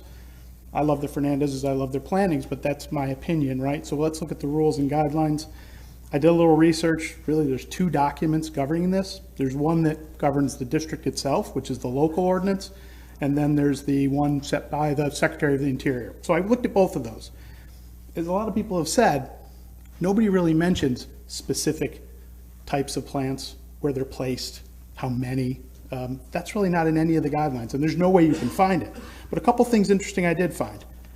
In the local district guidelines, it talks about legislative intent, and I love this. There's two statements I pulled out. One intent is to stabilize and improve property values. That's what we're supposed to be doing with the district. Second is to foster civic pride in those elements. Well, boy, you look at this family and what they've done. They've definitely done a lot to improve their property. They've helped all our property values, and they have a huge amount of pride, as I do when I walk around that neighborhood. So then I go on to the Secretary of the Interior's guidelines, and I'm like, okay, let's talk about plantings there. There really are no mention of plantings, except, interestingly enough, it recommends plantings to shield non-historic elements of a property, like ramps. It was specifically talking about, wheelchair ramps, things like that. But I'm like, well, pools are a non-historic element, and they actually recommend plantings would be a good way to screen elements like that. So, okay. Let's move back now to the district guidelines. They have a whole section, landscaping and exterior features. It's on page 39, which I'll hand out to you. Nowhere there does it talk about specifics, no more rules, so I don't know what they're ruling on, but it does say some cool things. One, I'll state directly from it, most landscapes, however, have evolved over time and reflect the decisions and tastes of past owners. So they expect that these things will change over the years. It also states, when mature shrubs and plantings are replaced, the new should reflect the original landscape design as much as possible and be compatible with other plantings on the property. So as I walk their property, I walk the neighborhood, they're very consistent. They've done things that many others have done, and more tastefully, in my opinion. But that kind of comes to the crux of what I'm saying. That's my opinion. Sir, I would ask that you conclude your remarks, please. Absolutely. I'm right at the end. Perfect. So in my opinion, right, the plantings are beautiful, but that's not what this is about. The Landmark Preservation Board shouldn't be stating opinion. They should be following rules and guidelines, so that as tastes change or opinions change, we're not now tearing out something that was approved several years before. So we ask you to deny the application, or deny their disapproval of the application, because they didn't have the really authority in the first place to approve it. Those things are not covered under the current guidelines. Thank you. Be clear, you're not getting me a denial. Yeah, exactly. Thank you. Thank you for allowing us to indulge. My name is Tony Paris. I live at 123 Wendell Terrace, about three houses away from the subject property. I pass it many times a day. I can honestly say that the Fernandezes are hardworking, good neighbors, and they pay a ton of taxes on their property. And they would do nothing to devalue or deface the neighborhood or the integrity of the Preservation Board and its regulations. I think succinctly we can say that the board, in denying their application for a certificate of appropriateness, overstepped its discretion. And I think succinctly saying that, we would ask you to overrule that denial, grant them the appropriateness, and restore the opinions of the neighbors as to the integrity of this board in doing the right thing by these responsible citizens. Thank you very much for your time. Thank you.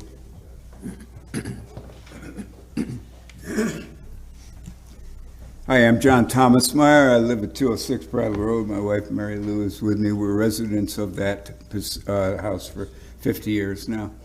I actually was one of the 6 founding members of the rezoning initiative and went out and sold it to our neighbors, which had a 70% approval plurality.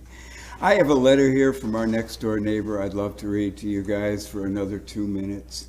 I have my own well thought out comments that I'd love to express in detail. I'm going to just try and bottom line very simply already, you know, the sentiment of our neighborhood. We are not at all in favor of this, but more importantly, excuse my age, more importantly, we're really getting very discouraged by the concepts that we're being constantly faced with by the Preservation Board. They have been not only overstepping their bounds, in my humble opinion, in this matter, but in many, many others, making things very difficult for our neighbors to apply and receive approvals without a lot. And I'll say this as a quote from a former board member of great esteem in the city of Syracuse. Love to mention his name, would privately in conversation. What is the, now you blew it. The quote, Mary Lou?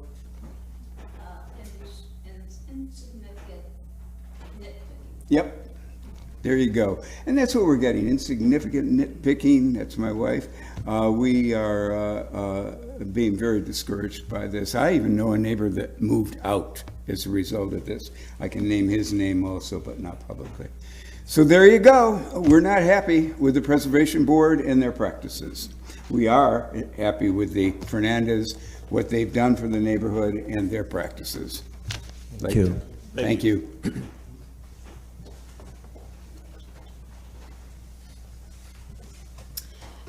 Good evening. My name is Lisa Smith. I live at 248 Brattle Road.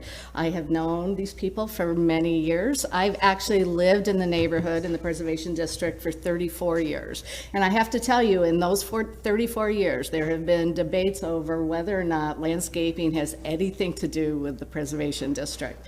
And to be quite frank, I don't even know the answer to that. So I will leave that to somebody else. I thought it was almost settled when John DeFrancisco took on the Preservation Board many years ago about some things that he did with his yard and won.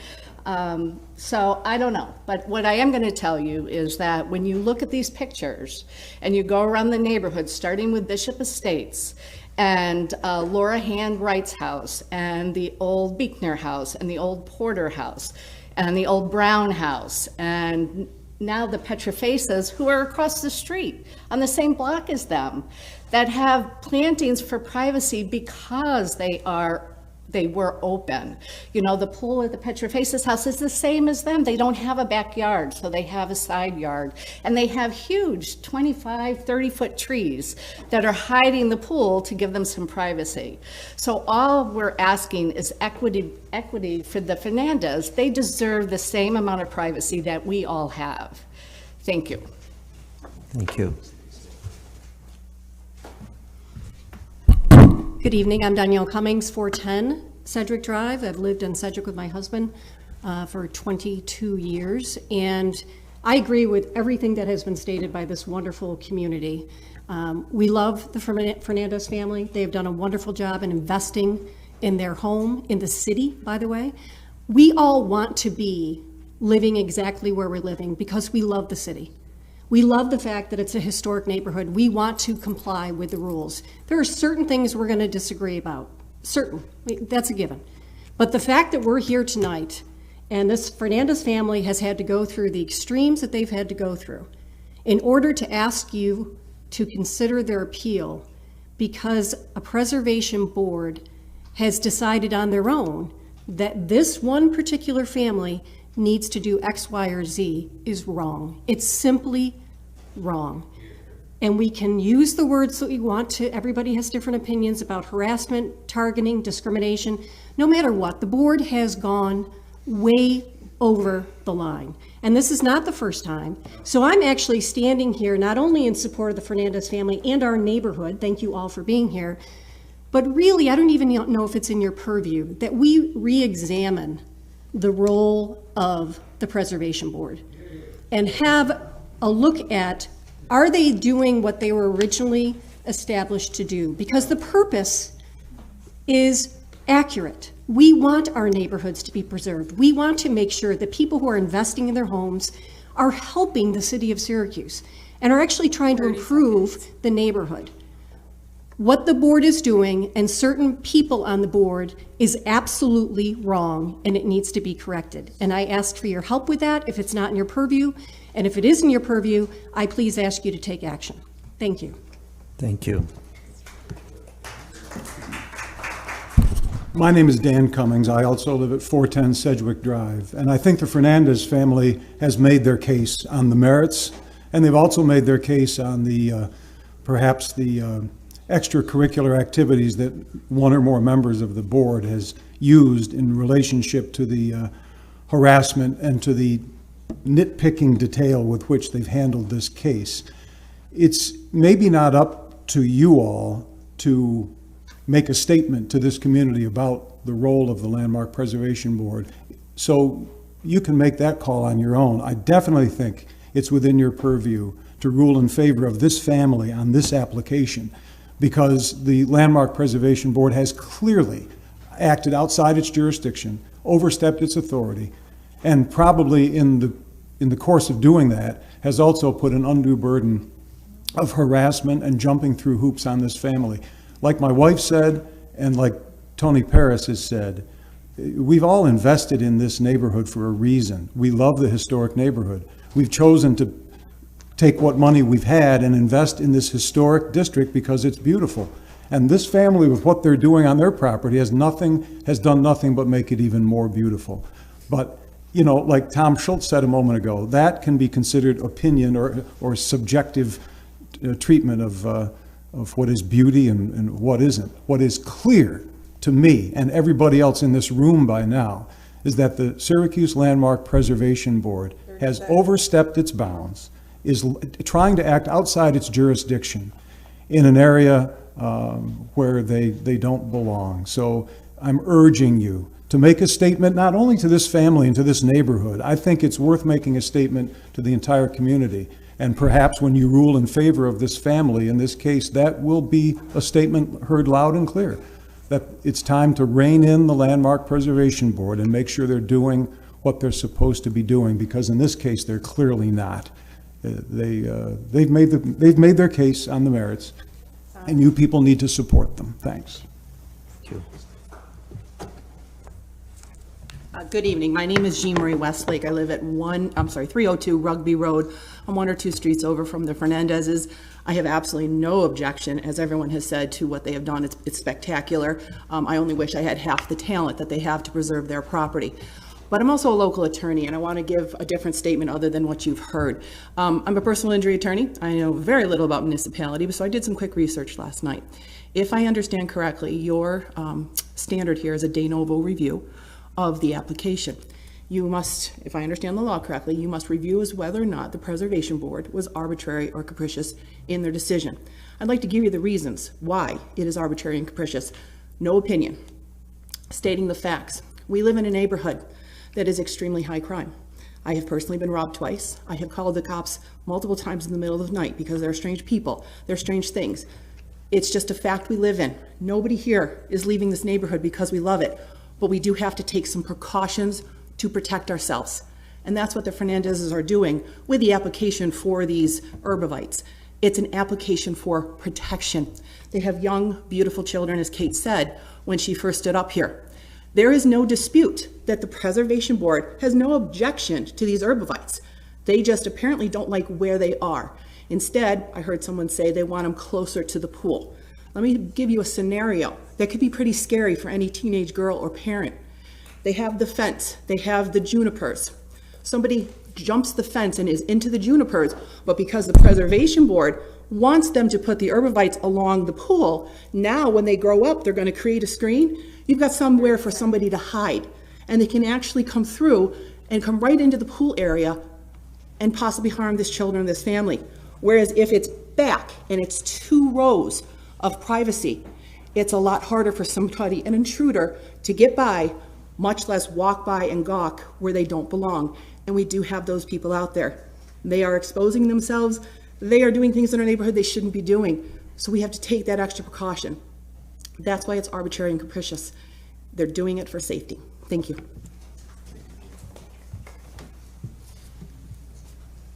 Hello, Rosemary Procopio at 120 Wendell Terrace, right across the street, and I don't have a problem with the aesthetics.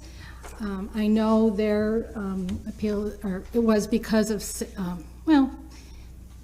safety for the children, the privacy for the pool. I have a pool in my backyard. I love the privacy. And I don't have to worry about the aesthetics appeal that the board, I think, is seeking. Mr. Schultz had some great evidence to support the reasons and the position here. I would ask, what evidence is there against the Fernandez appeal? That's all. I think it's I hope that they're able to continue their project. Good evening. My name is Joe Saya. I live at 203 Sedgwick Drive. I own 2 other pieces in the district, 135 DeWitt Street and 531 Oak Street.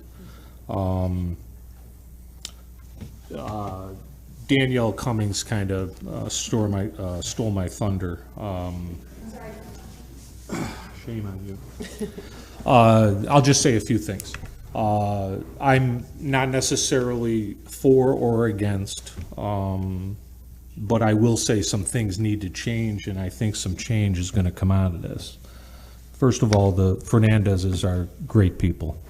They put hundreds of thousands of dollars into their property, inside and out. And I think Mary Lou said insignificant. This is insignificant, I think, as far as plantings are concerned.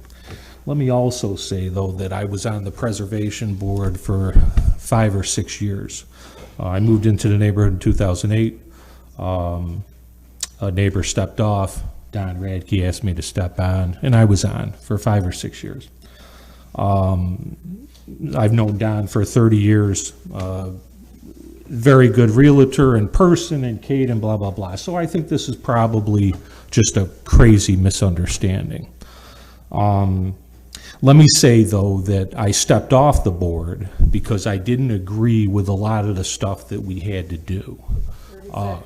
30 seconds. Windows. You know, we live in Syracuse, New York. They have to follow the Secretary of the Interior standards, but we should be allowed to use different materials in the climate that we live in. So I just say that, and I think that, you know, we need to change some things as far as the rules are concerned. And maybe this is a good place to start. Thank you.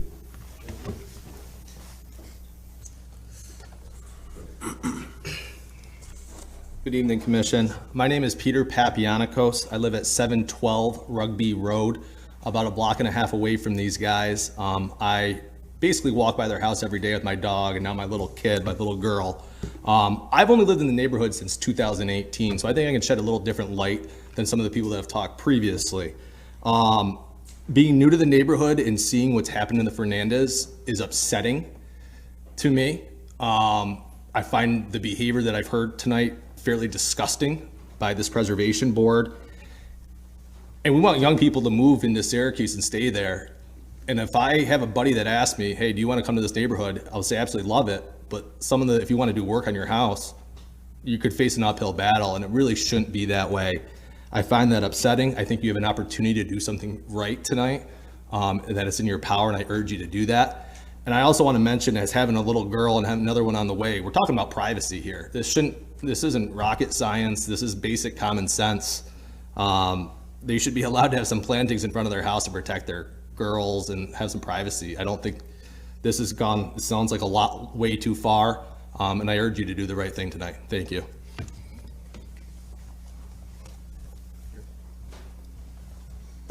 Hi, my name's Tony Alacqua. I live at 515 Wendell Terrace. The said property, excuse me, belongs to my daughter and son-in-law. So you might think what I have to say is biased, but it's not. I just wanted to follow up quickly on something that my granddaughter said that happened yesterday, which turned out to be kind of upsetting. We went apple picking, and I pulled up in front of the house to drop the kids off. And I always walk into the back of the house with them because it's quite a ways, and I don't know, it's just, I'm a grandfather. So as I walked on the sidewalk, I was approached by a gentleman who started asking me questions about, there were some guys there doing some work on the gutters, and he asked me where the gutter people were. And I, not knowing any better, thought it was a neighbor, maybe wanting some information about who was doing the work. And it turns out to be a gentleman that's on the preservation board. And I went into the back of the house with the kids, and my wife witnessed him immediately sprint to his car, grab his phone, and start taking pictures of the house. That, to me, I can't possibly imagine that is the intent of the Landmark Preservation Society, to harass people like that. And I can't think of any other word to describe it. It's really not right. And I urge you to do the right thing here as well. 30 seconds. I'm done. Thank you.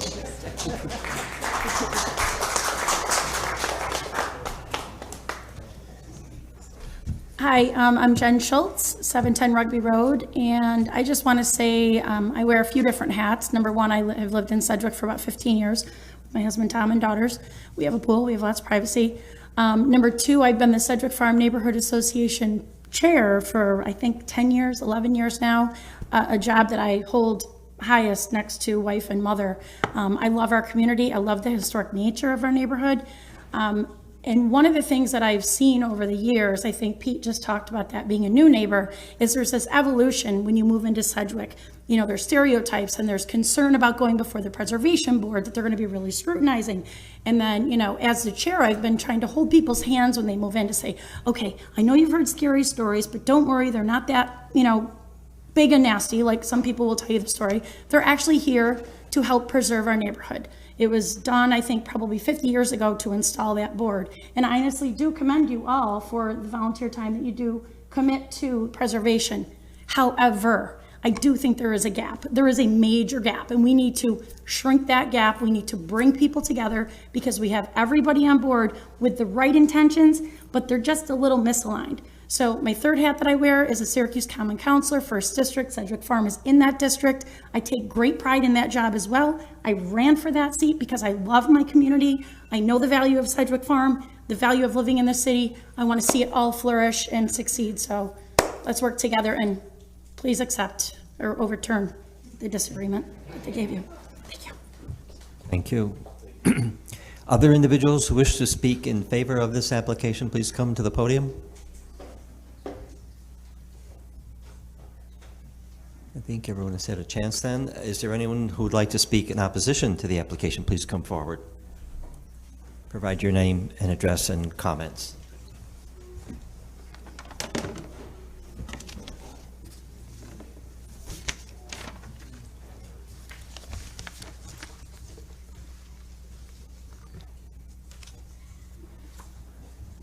I'm gonna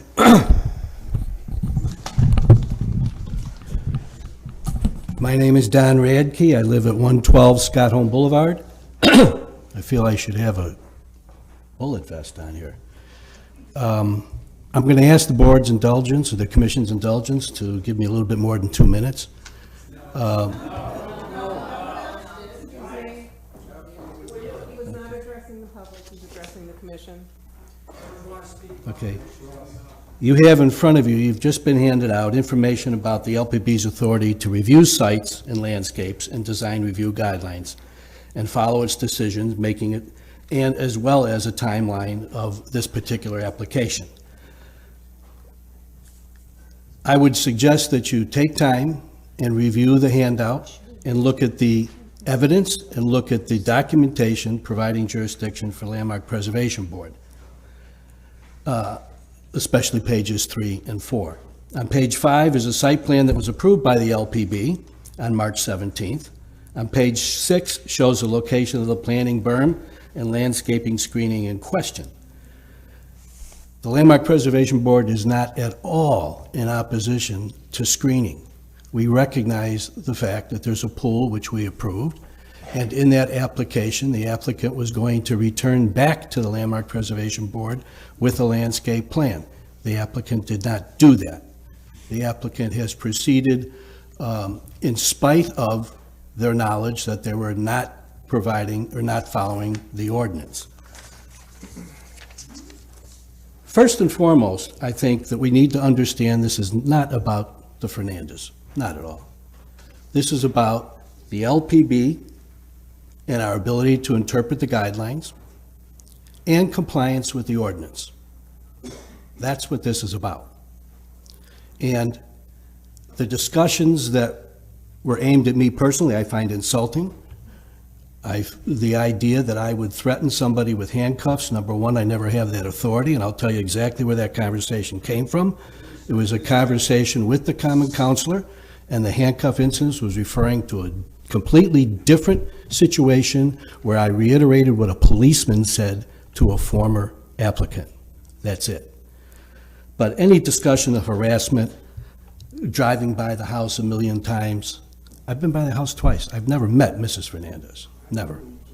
But in any event, on pages 14 and 15, there are images of screening of the applicant installed, which does, if you look at the pictures that are in the packet, you will see shots throughout Sedgwick that show the open garden district, and then screens that show, especially from the one side, how the landscaping that has been installed is all the way up to the fence and all the way up to the sidewalk. Excuse me, Chairman. The- Chairman, excuse me 1 minute. Do you want to allow extra time to hear the conclusion of the response? There were a number of people who spoke in opposition. He's trying to address those comments. We'll allow 1 more minute if you can Thank you. summarize. Thank you, I appreciate it. But again, there is no opposition by the Landmark Preservation Board in any way, shape, or form to screening. The ordinance was not followed. The work was done outside of approval, period. That's simple. Had the applicant at their last meeting was given the opportunity by me twice during the meeting if they wanted to keep the application open so that we could work out a compromise. They refused. So I think there's some important information that's in the packet that you need to take some time, maybe continue this so the full board can be present and understand exactly what's going on here. But again, I would need several minutes, which I'm not entitled to rebut and disagree with so much that was said. Now, the reality is, the landmark preservation is there by ordinance, and the Landmark Preservation Board can change by ordinance. And if that's the wish of the community, that's the wish of the community. However, we're working under certain ordinances, the Secretary of Interior guidelines, the Sedgwick Design Guidelines, the National Park Service guidelines, that we have to follow. And the reality is, there's a difference between ordinance and law. And the ordinance speaks clearly to the Landmark Preservation Board's authority in this matter, and that's what you need to read through. So at this point, I would ask that you deny the applicant's appeal, and I would ask that you consider a continuance until you have time to look at the material and have the full board respond. Thank you. Any questions? Okay, thank you. Are there other individuals who wish to speak in opposition to the application? If so, please come forward. Do I get to rebut that? Yeah, and In one wait, second. wait, just in case, I was still calling. Okay. Well, I've been subject to quite a bit of information here tonight. I'm the Your name, infamous please. Lisa Tonzi. I live at 303 Sedgwick Drive. I've lived there since December of 2005. This is just a nightmare, a nightmare. I just went in the hall and called my husband and said, what should I do? Should I get up and speak? I'm part of the board, but I'm also part of the neighborhood. We walk the neighborhood almost every night with our dog, one dog. The things that have been said here tonight are just simply unbelievably insulting and very hurtful. To bring race into this discussion, which is so unbelievably unnecessary. Absolutely. There's a lot of dynamics that go on in neighborhoods. We all know that. We're close together. We know each other. I know some people by name. I know some by face. Some I don't know at all. So it's hard for me to balance between being a board member and being a resident neighbor of these folks. There's no capriciousness or arbitrary nature to this at all. I think there's been a lot of neighborhood mudraking, perhaps, that's gone on to maybe taint this a little bit into a different position, and that's very unfortunate. But to lambaste the board by people who we've worked with and approved projects for, it boggles my mind. This has taken a personal, terribly, terribly personal turn, and it's really unfortunate. And I'm stunned, to be honest with you. And I'm in, my heart's broken, because this does not have to be this way. So, please don't be rude. No one was rude when you spoke. No one was rude when you... Please, we're not here for cross debate. No. Don't make me raise my voice. Thank you. You won't like that. Thank you. And the chair won't like it either. So please, we have done the best we can to keep this orderly. So please respect that we all have differences of opinion. Let one more speaker speak. 2 minutes. We'll do that job. Would you like to go? You'd like to speak on the next issue? Then please let us finish this one. I'll finish. I don't have much more to say other than that, and I just, this is wholly unnecessary what's happened here. Absolutely didn't have to come to this. I'm a proud member of the neighborhood for 15 years. My husband and I maintain the bed in front of our house. We've done so at our own expense, our own lawnmower, our own watering hose. We've made huge improvements to our home. We love our home. We've almost hit a purchase offer on a house in Florida, and the only thing holding us back is we didn't want to leave our home. So it's unfortunate, and I'm proud to be on the board. The people on the board have integrity. They have respect. They don't act arbitrarily. They volunteer their time. Every decision we make is made with the utmost concern for the preservation, for our neighbors, and for the city as a whole. So I thank you very much. Thank you. And I apologize, Mr. Chairman. Apology accepted. Are there other individuals who wish to speak in opposition to this application? If so, please come to the podium. Provide your name and address and your comments. I see no other speakers in opposition, so if the applicant would like to address what was said in opposition, this is your opportunity. Yes. 2 things. One, if the issue was that we needed to return for a second application for landscaping, we did do that on 8-4, and they denied it, and then sent a request for a 3rd application for something different from what was just denied. So if that was the issue, then that doesn't make any sense. That you knew you had to come back for another application, and you didn't. Well, we did, and then you denied it.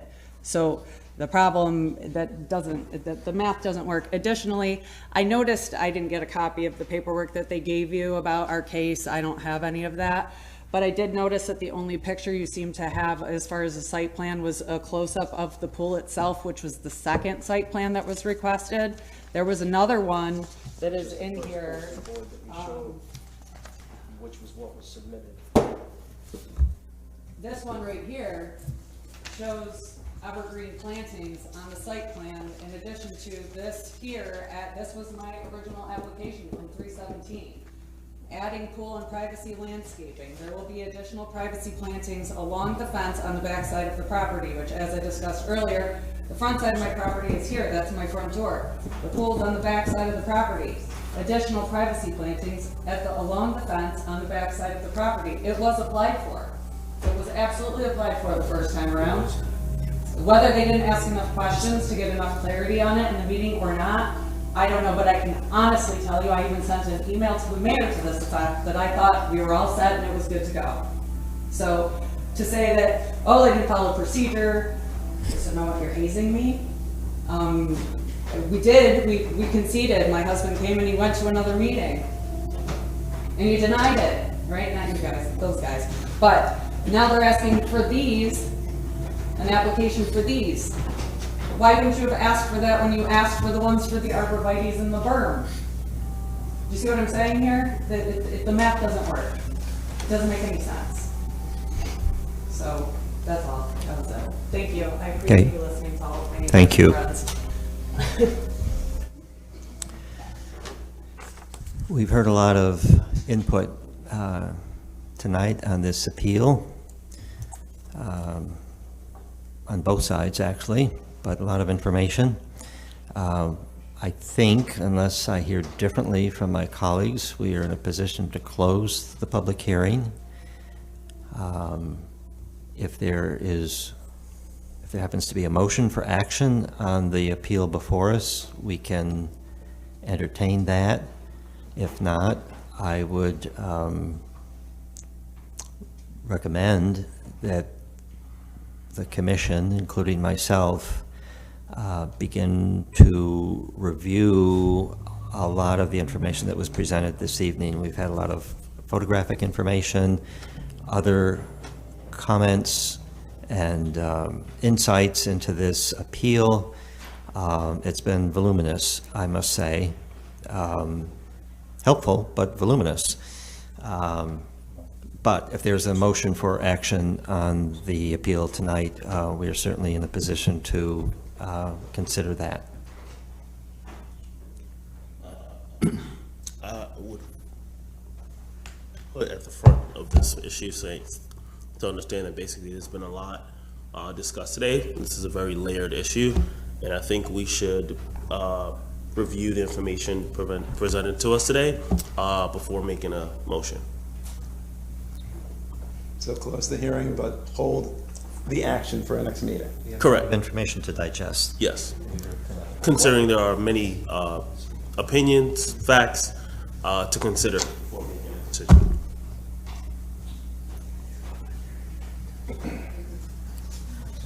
It seems to be the consensus of the commission to close the public hearing, digest the material and information that was presented at this evening's public hearing, and return at our next meeting prepared for action on this appeal. With that, I would ask we move to our next public hearing. Anyone leaving, please do so quietly. We have several more public hearings and other business this evening. The next public hearing is SR 07-12M1, a site plan review for an administrative permit in order to install a perimeter security fence on property situated at 1120 to 1126 West Genesee Street. Petro Gura is the owner and the applicant, and the property lies within a business Class A zoning district, as well as within the motor vehicle sales business overlay district. And I would ask that the departing members of the public keep it down until you're downstairs so we can continue with this public hearing. Thank you. If the applicant is here, sir, why don't you pause like just a few seconds Sure. so that your presentation's not interrupted. I think most people are trying to exit quietly. We'll just give them a few more moments to do that.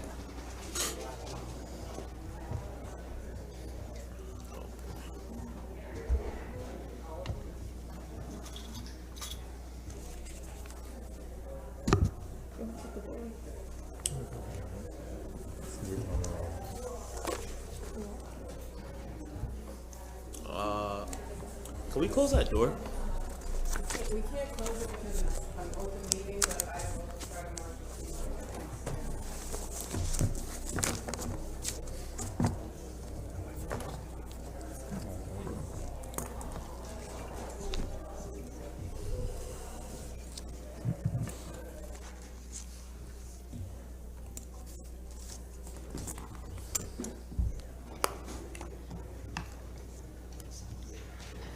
Okay, thank you for your help with that.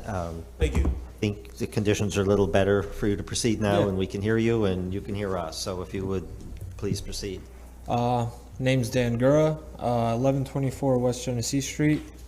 So I want to put up a security fence around my property, which I do have.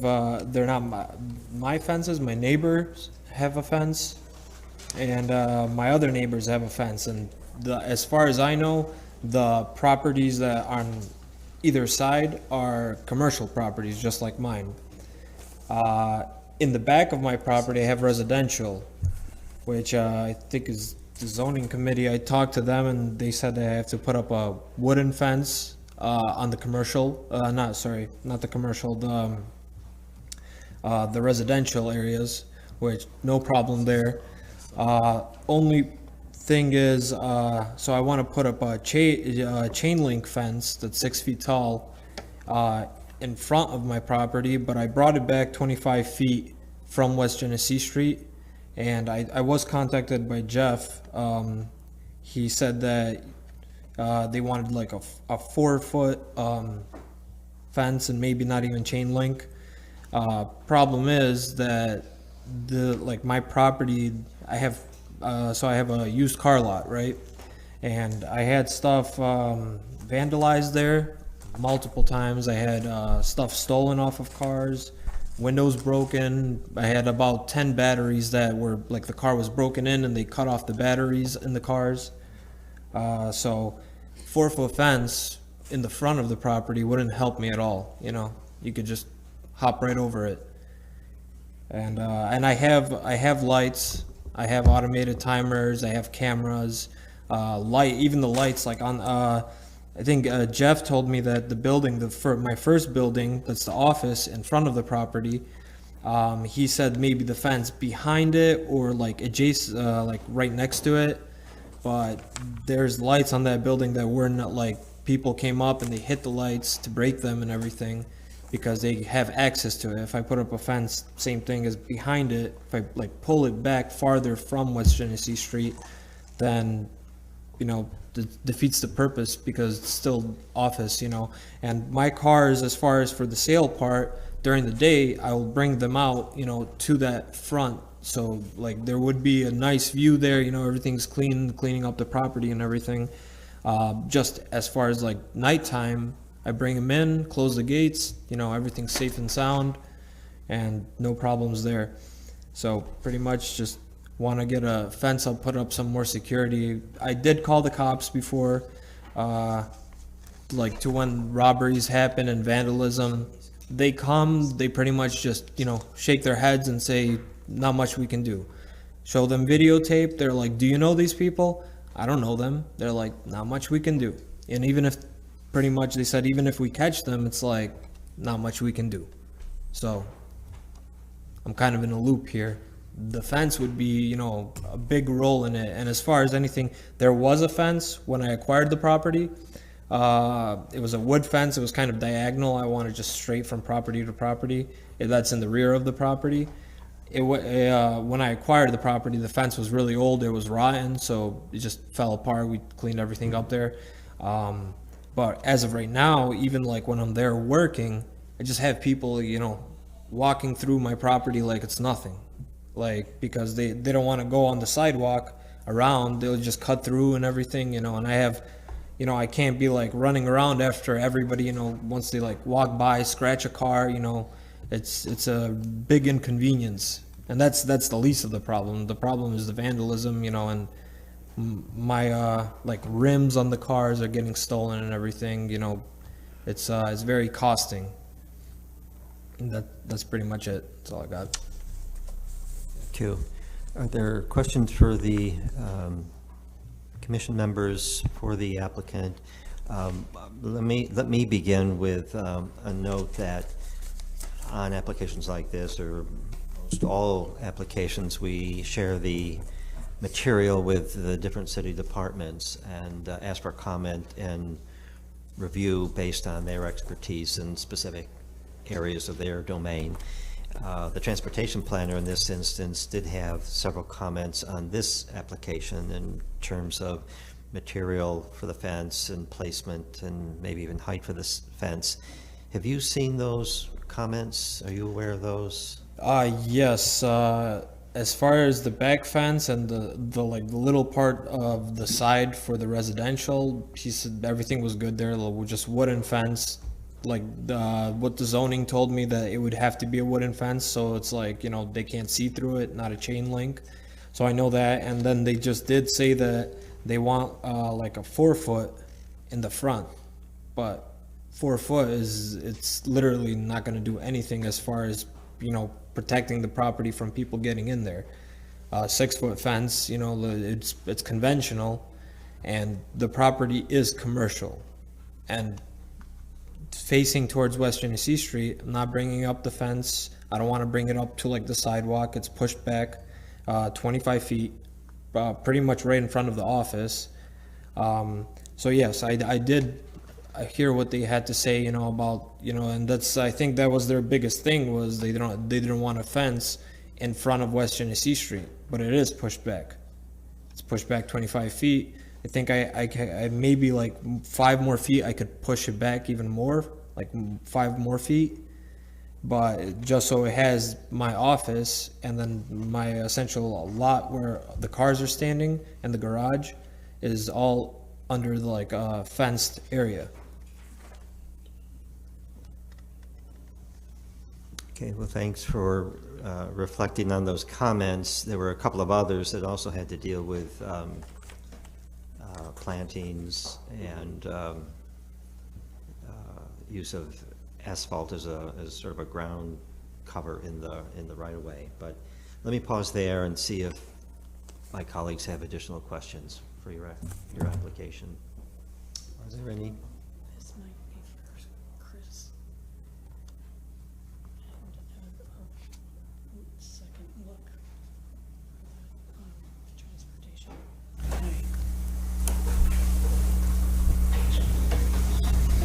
Because he hasn't seen 25 feet.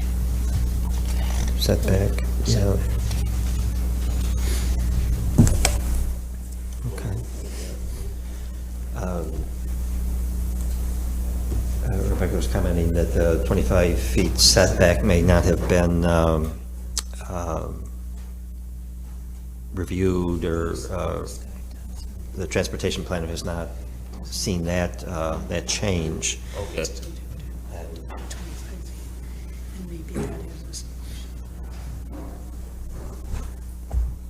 I will offer that the site plan in your packet that shows the 25-foot setback is what was originally submitted with the application and was referred to the transportation planner. Transportation planner did see it. Did see that, okay. I would point out that the county planning board did review the application as well and offered comment, no position with comment, so it doesn't require a majority plus 1 vote, but they did offer the comment that the fence be relocated to behind the building. Okay, I see that. I guess I have a question for the applicant. Granted, a lot of what you're dealing with is like somewhat safety issues for your property. Have you considered any other type of material for the, say, to be a divider, to like alleviate some of the issues you're having, aside from like fencing? Like, what do you mean? Like, as far as the type of fencing, or something else that could be substitute for the fencing? I know that sounds weird, but I'm just asking, just to see, like, as far as material that's used, because In lieu of the chain link? correct, because the transportation planner is saying like the chain link fence would not technically be like within what is allowed. You mean like if I was to put up like a wooden fence per se, or a plastic fence instead of a chain link in the front? All right, so yes, basically, I'm not suggesting any of those, I'm just saying as far as other material that you could consider. I mean, for me, it's honestly, it wouldn't really matter if it's chain link or not, because, you know, obviously the cars that are going to be for sale, they're going to be, you know, in front of the property. Like, there will be room for me to put out my, like, sale lot, you know, and everything. So as far as that shouldn't be a problem. So you bring the cars forward each day as you open for business? Yeah. They remain there during your regular business hours, and at the close of business for you, whenever that happens to be, you bring them back into a more secure area, and that's what you would do with a new fence, whether it's wooden or some other material? Yep. I guess the last question would be for staff. Is there any recommendations you guys would offer the applicant in trying to alleviate this issue? I would recommend to the commission, you know, given comments from the transportation planner and given comments from the county planning board, there may be alternatives available. You know, perhaps working with a 6-foot chain link fence that is either set behind the building or that comes no further forward than the front of the building, something that would be amenable to the planning commission. If you want to get into the details tonight, or if you want to, you can elect to leave the hearing open, provide any guidance you have to the applicant and afford him an opportunity to revise the plan. Or if you feel strongly enough, you can certainly approve with conditions. Thank you. Are there further questions from the commission members for the applicant at this point? Almost. Okay, good, okay. I would just also point out that with respect to the transportation planner's comments regarding the right-of-way, and specifically the excess asphalt, that's something that can be resolved through the building permit process as well. Okay, thank you. Good clarification. Thank you for the presentation. We're going to hear from, or we're going to invite others to comment on your application, and that may then entail you returning to the podium if there are comments in opposition. So don't go anywhere. Okay. Are there individuals who would like to speak in favor of this application? If so, please come forward. Provide your name and address and comments.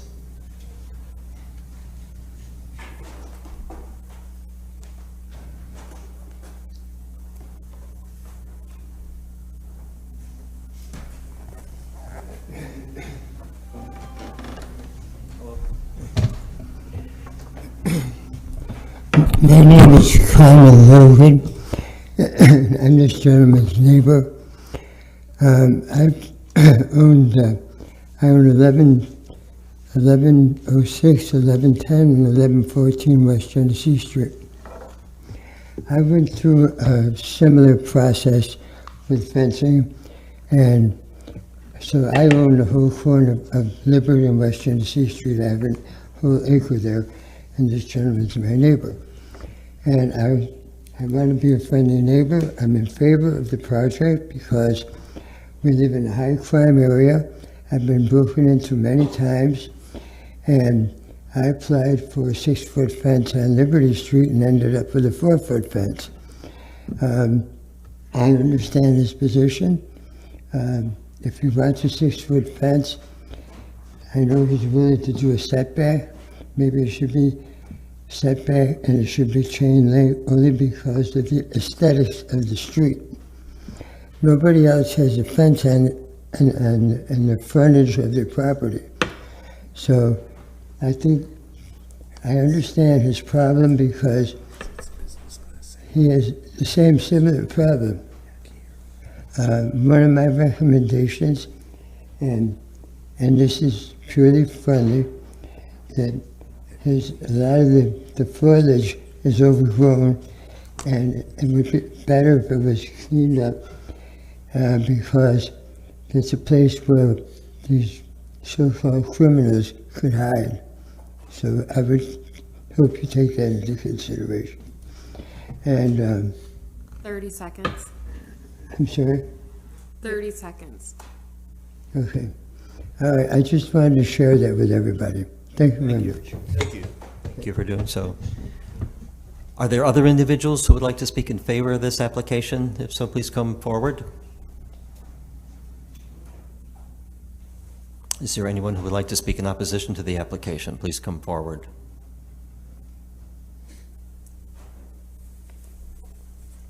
Okay, so there are no comments in opposition for you to rebut. I'm inclined to accept the recommendation of the staff to keep this public hearing open, asking you if you would revisit your plan to see about alternatives in terms of fencing materials and placement of the fence closer to the office, further back toward the office, and consult with the office on the revision of those plans if you are able to make those revisions. What we're trying to do is address the comments from the county planning board and the transportation planner. When we receive these external review comments, we take them seriously. We try to address them as best we can. Not every project can, and if that's the case with your project, we'll move forward in some other fashion. But we'd like to try to address those comments, particularly for this site, which is in such a visible part of the streetscape on West Genesee Street, and then return with any revisions that you're able to make, submitted to the office, of course, and then it'll reappear on our next agenda. Okay. Is that a workable plan? Yeah. Okay. All right. All right. Well, thank you for being here Thank tonight. And thank you for the presentation. We'll look forward to seeing you at the next meeting, and we'll maintain this hearing open. All right, thank you. Thank you. Our next hearing? The next hearing is SP 22-12, a special permit modification for indoor amusement and recreation in order to expand an existing fitness center on property situated at 3020-3040 Erie Boulevard East. Erie Realty Holding LLC is the owner. Ellen Goldberg with Syracuse Sweat Club is the applicant, and the property lies within a commercial Class B zoning district. Sorry.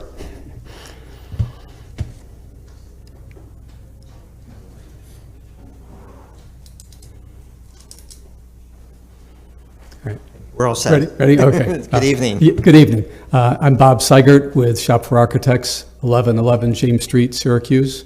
I'm the architect for the Syracuse Sweat Club. I've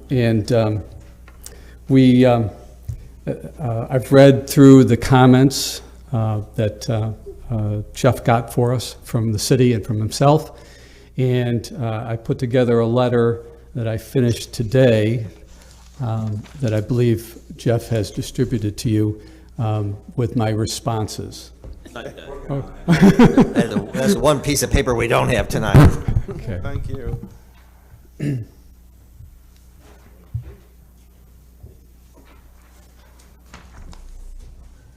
Thanks. The first couple of items I think are just perfunctory and things that we are working out or in the process of working out with the city departments. As far as the cammering the sewer line, it's all done.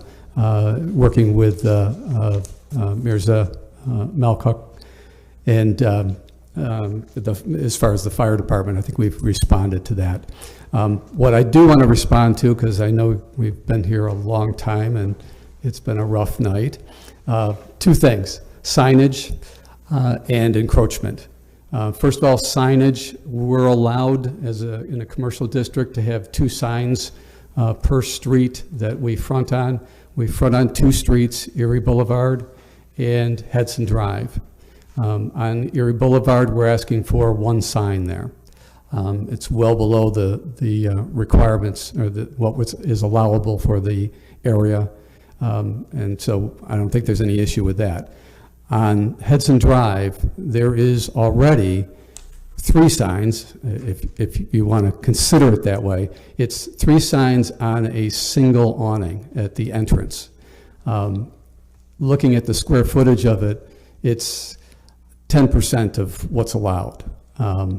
And because it's on a single black awning, I prefer to look at this, even if you take the full square footage of the awning, as if you looked at it straight on, that would be 120 square feet, which is well below the 270 square feet that were allowed. And therefore, I look at it 2 ways. First of all, we're way under the requirements for the size. And I do look at this as 1 sign. It's all 1 background, and I think it looks good.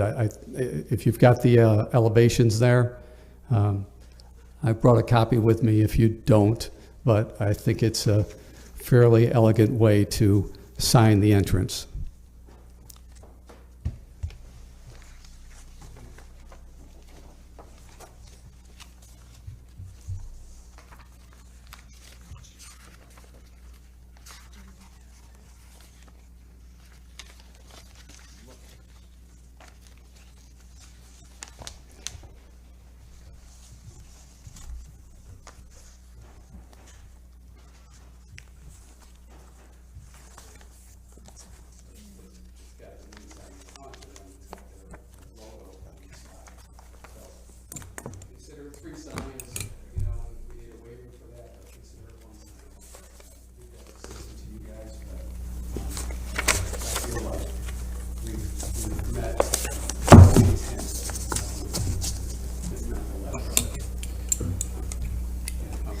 So it's the facings of the awning that you're talking about, that there's a sign on one part of the awning, and then there's a sign on the...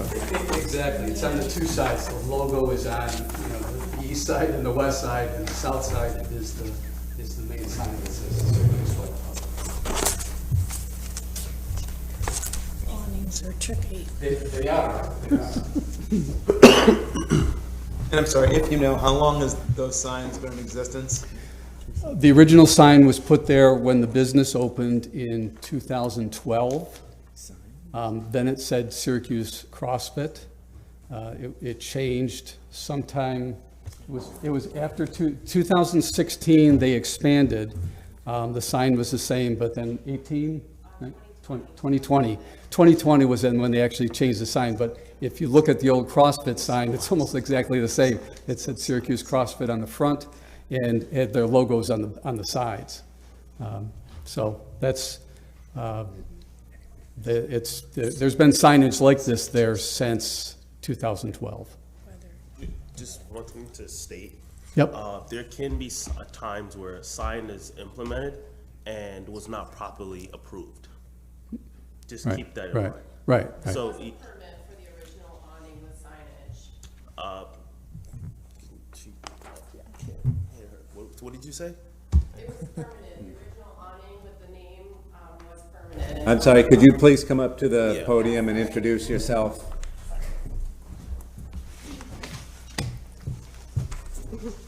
I'm Ellen Goldberg. I'm the business owner at 3030 Erie Boulevard East. And I just wanted to note that the original awning installed in 2012 was permitted. and approved. So, you know, we updated our name when we rebranded. We updated the name on the sign in 2020, but we weren't aware that we didn't. I don't know at that point if there was. Yeah. I didn't see a permit for that, for the change. Right. Okay, which is my point. Yep.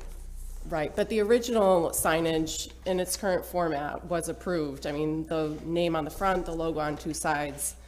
We just changed our name when we rebranded. Okay, thank you. So, Are you, yes. is your presentation complete? Well, that's the signage portion, Okay. okay? I'd also like to talk about the encroachment issue. Mhm.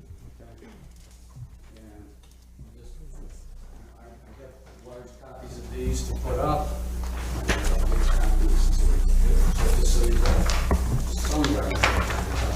Thank you.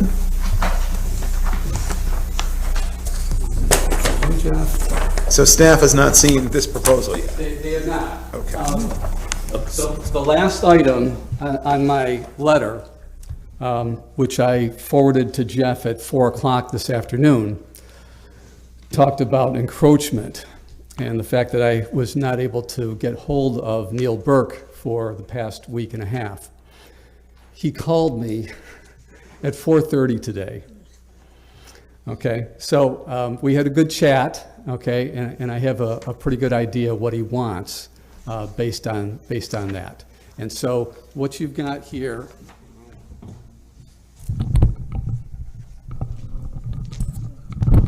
talk with my hands a little bit here. So what you have there shows the existing, the EX1 sheet at the beginning. That shows the encroachment. So along this, we've got two parcels here. Here's parking, and here's the shopping center. That's all owned by the same entity. So there's encroachments of 18 or so spots on here. Neil is not concerned about that, just because it's curbed and because there's actually bollards up along here and there's trees. He's not concerned about that. What he is concerned about is this stretch here where there's no curb cut, okay? It's parking lot, and if you see on your plans there, there's there's 5 spots, 5 of the 20 that actually encroach, okay? Can I just stop you for a second?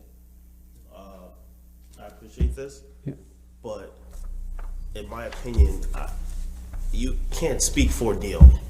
We Right. don't have the facts on like what he is or isn't okay with. Okay. So we can't just go off of you telling us what Neil is and isn't okay with. Do you understand that? Right. So I don't. It's almost irrelevant for So I'm wasting my time? Is that what you're saying? No, correct. For tonight, because again, there's things we have to take into consideration. We are always thrilled when people come up with a clear explanation of why the plans are the way they are. Well, I think what the applicant's trying to do is explain that he did have a discussion with Neil. Right, He we don't doubt understands what that. Neil is asking. He's prepared a revised site plan that admittedly I would recommend be referred back to Neil, but he's just trying to present a revised plan based on his discussion with Neil. But yes, it would have to be reviewed. Yeah, I'll say this, it's been a long road to get here, okay? I mean, this has been a long, long road. It's not your fault, okay? It's just the whole process. It takes a long time. So I've been a little frustrated that I wasn't able to get hold with Neil. I left a lot of emails and a lot of phone calls, nothing, okay? But he called me at 4:30 today, so I'm just telling you where I'm at, okay? I'm trying to, and what he says makes sense to me from my previous dealings with Neil, Transportation Department, okay? They're concerned about long areas without curving, okay? So, so I have a proposal, okay? It's very preliminary on how to deal with that. Okay, it's a proposal that, as Jeff says, has to go back to Neil. I mean, it really has to go to Jeff, has to go to Neil. You know, I think I understand what Neil wants, but we've had, you know, 1 10-minute conversation, and he hasn't put anything in writing. But it makes perfect sense to me. Can you give us a short version of what that response might be to the conversation that you had with Neil today? Exactly. If you turn to the last page of the documents I just gave you. This one?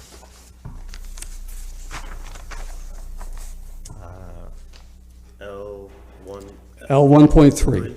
Yep, Okay. L1.3. Okay, you'll see that what I did here was basically make a curb cut, extend the curbing all the way over to this point here. Okay, I mean this is the extent of the Syracuse Sweat Club, the darker area here. Okay, create this parking area completely, you know, completely within the property. Okay. And, you know, we lose 5 spaces for it, but okay, that's the best you can do so that you don't have encroachment, okay? And really, I mean, we might as well take care of encroachment while we're at it. His concern is mostly about the curb cut and having curbing and sidewalk along here. So that's what I'm showing. Yes, we have to work out the details of it, but I think I can work out something that will be satisfactory to Neil and to Jeff. You know, as far as this goes, it is pretty straightforward. It sounds responsive to the concern that was raised. It sounds encouraging for this moving forward. As my colleague said, we obviously confirm these kinds of things with our city colleagues to make sure that what we're reviewing is what they have reviewed and find acceptable and would recommend. And of course, all going through the zoning office as well. Exactly. I mean, this is a little bit more complex than the first items on the list, but there's still items that we need to work with the city departments to you know, to appease them, to make sure that they're satisfied with what we're doing. Right. And so that's what I'm asking is, okay, can you approve this project, or approve this special permit contingent on us satisfying those city departments? Seems like we could. I think we've done similar conditional approvals in the past. So unless there are other outstanding issues, I think that's something we can do. We have to complete the public hearing, of course, tonight. I understand. I understand. There are a whole lot of people out there who might want to weigh in on this project, but once we get through pros and cons, and given that, thank goodness, you did have a conversation at 4:30 today, so otherwise it might be a different conversation here tonight. So that sounds all very encouraging, subject to confirmation and so on. Sure.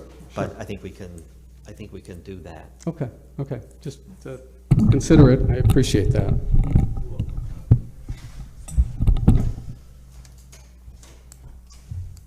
That ends my presentation. Okay, I didn't want to force you off stage if there was more to the presentation, but that will now allow us then to, well, let me defer to my colleagues first. Are there further questions for the applicant from the commission members? We've kind of been engaged in a little back and forth dialogue already, but those questions have been answered. Is there anyone who would like to speak in favor of this application? Please come forward to do so.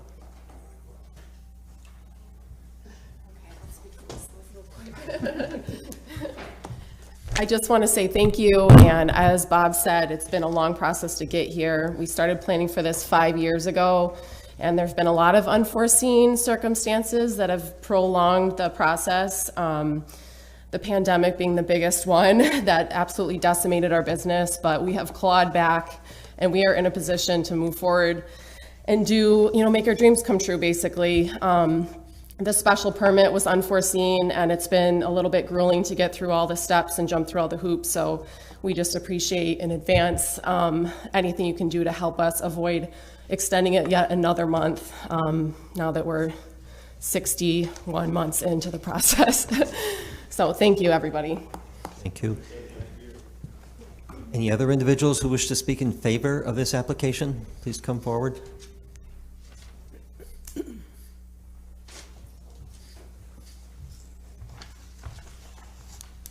Hi, I'm Mark Lantry, speaking on behalf of Erie Realty.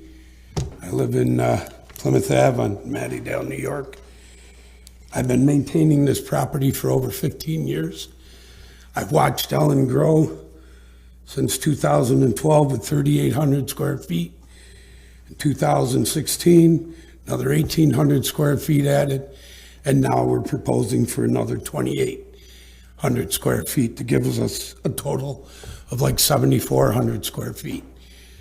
They're very ambitious, hardworking. As for the curbing, the curb cut for the parking, I've been with the landlord long enough to know that he would do what it would take to make sure that we appease the town or the villages, as we do in multiple municipalities throughout central New York. So I really appreciate your time. We're just trying to get things going, moving forward, get the construction going inside so that we can avoid the increase in material costs that's going up every month, as I'm sure you all know when you go to buy something at Home Depot. As I said, I speak for the landlord. Whatever has to be done for the parking, I'm sure we can come to terms and make sure that it will appease everyone that's involved. And Bob here has been working very hard all these years with us, trying to move forward. Nothing to do with anyone here. COVID hit hard, and we're just trying to make things happen to see them excel in their business and the community also benefit from it. So thank you very much. Thank you. Thank you. Are there other individuals who would like to speak in favor of this application?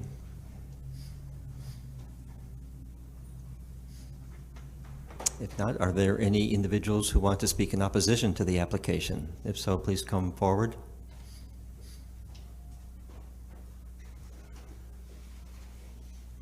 I don't see any speakers coming to the front of the room. I think we are in a position to close this public hearing. And before you close the public hearing, and I'm going to defer to legal, and it's understood that this is just a conceptual revised plan, but if the revised parking reduces the overall parking by 5 spaces, that will incur a shortage of parking and necessitate a parking waiver. The commission can certainly consider that tonight with that understanding that any reduction in parking would necessitate a waiver.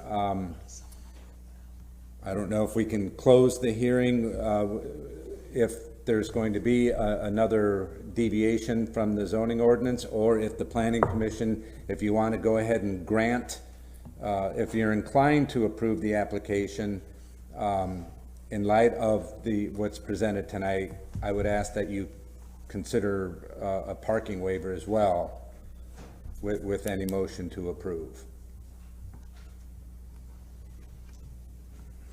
Yeah,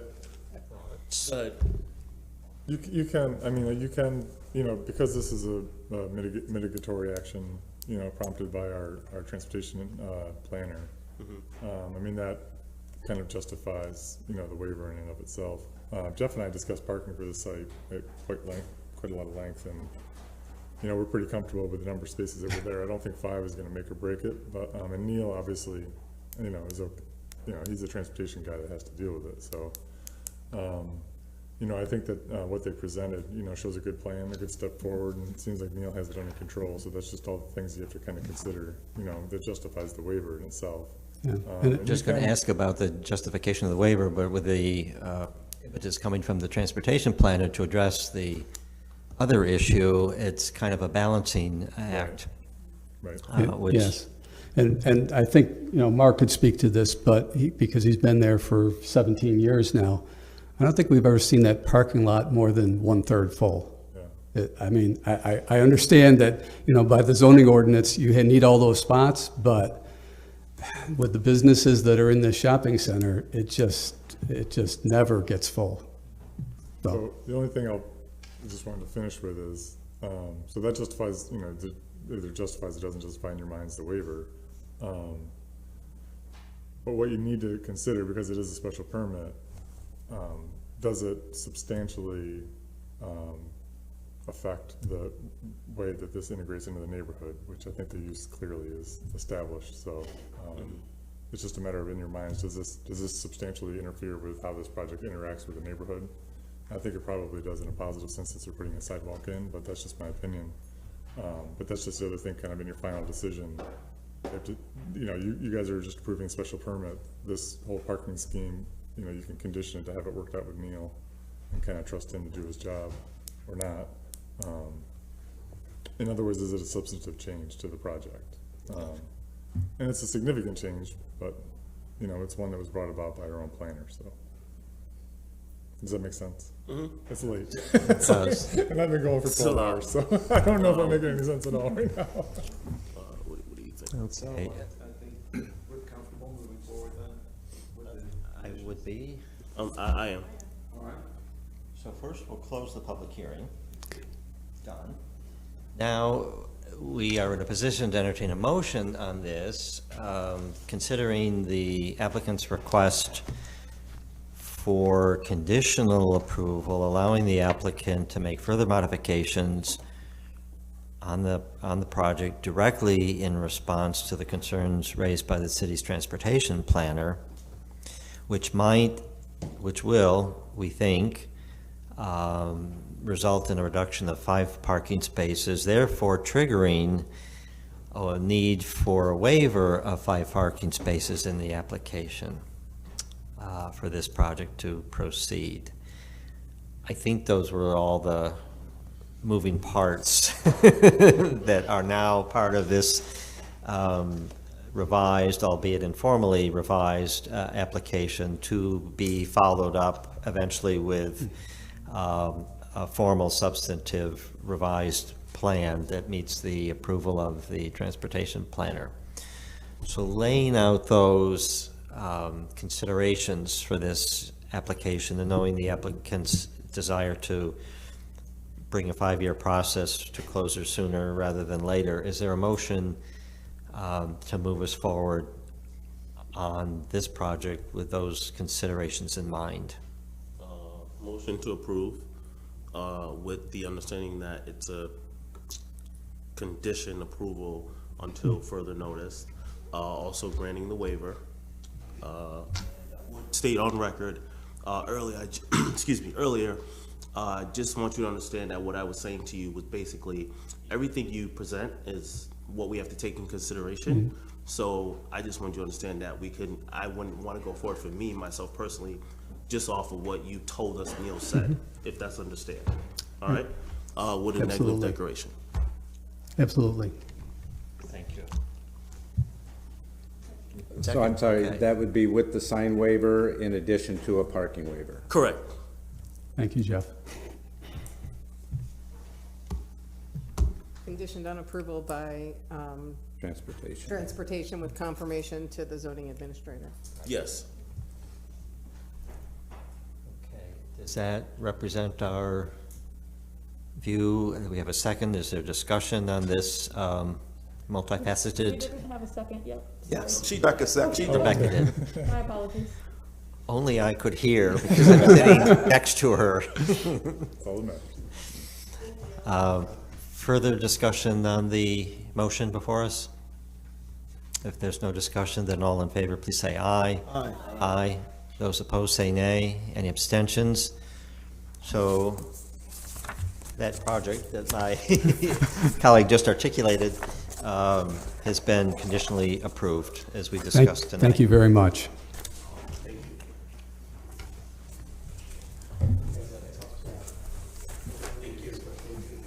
Our next public hearing, please. The next public hearing is PR 22-12, a project site review for facade alterations and site changes to establish a retail tenant on property situated at 400 Burnett Avenue.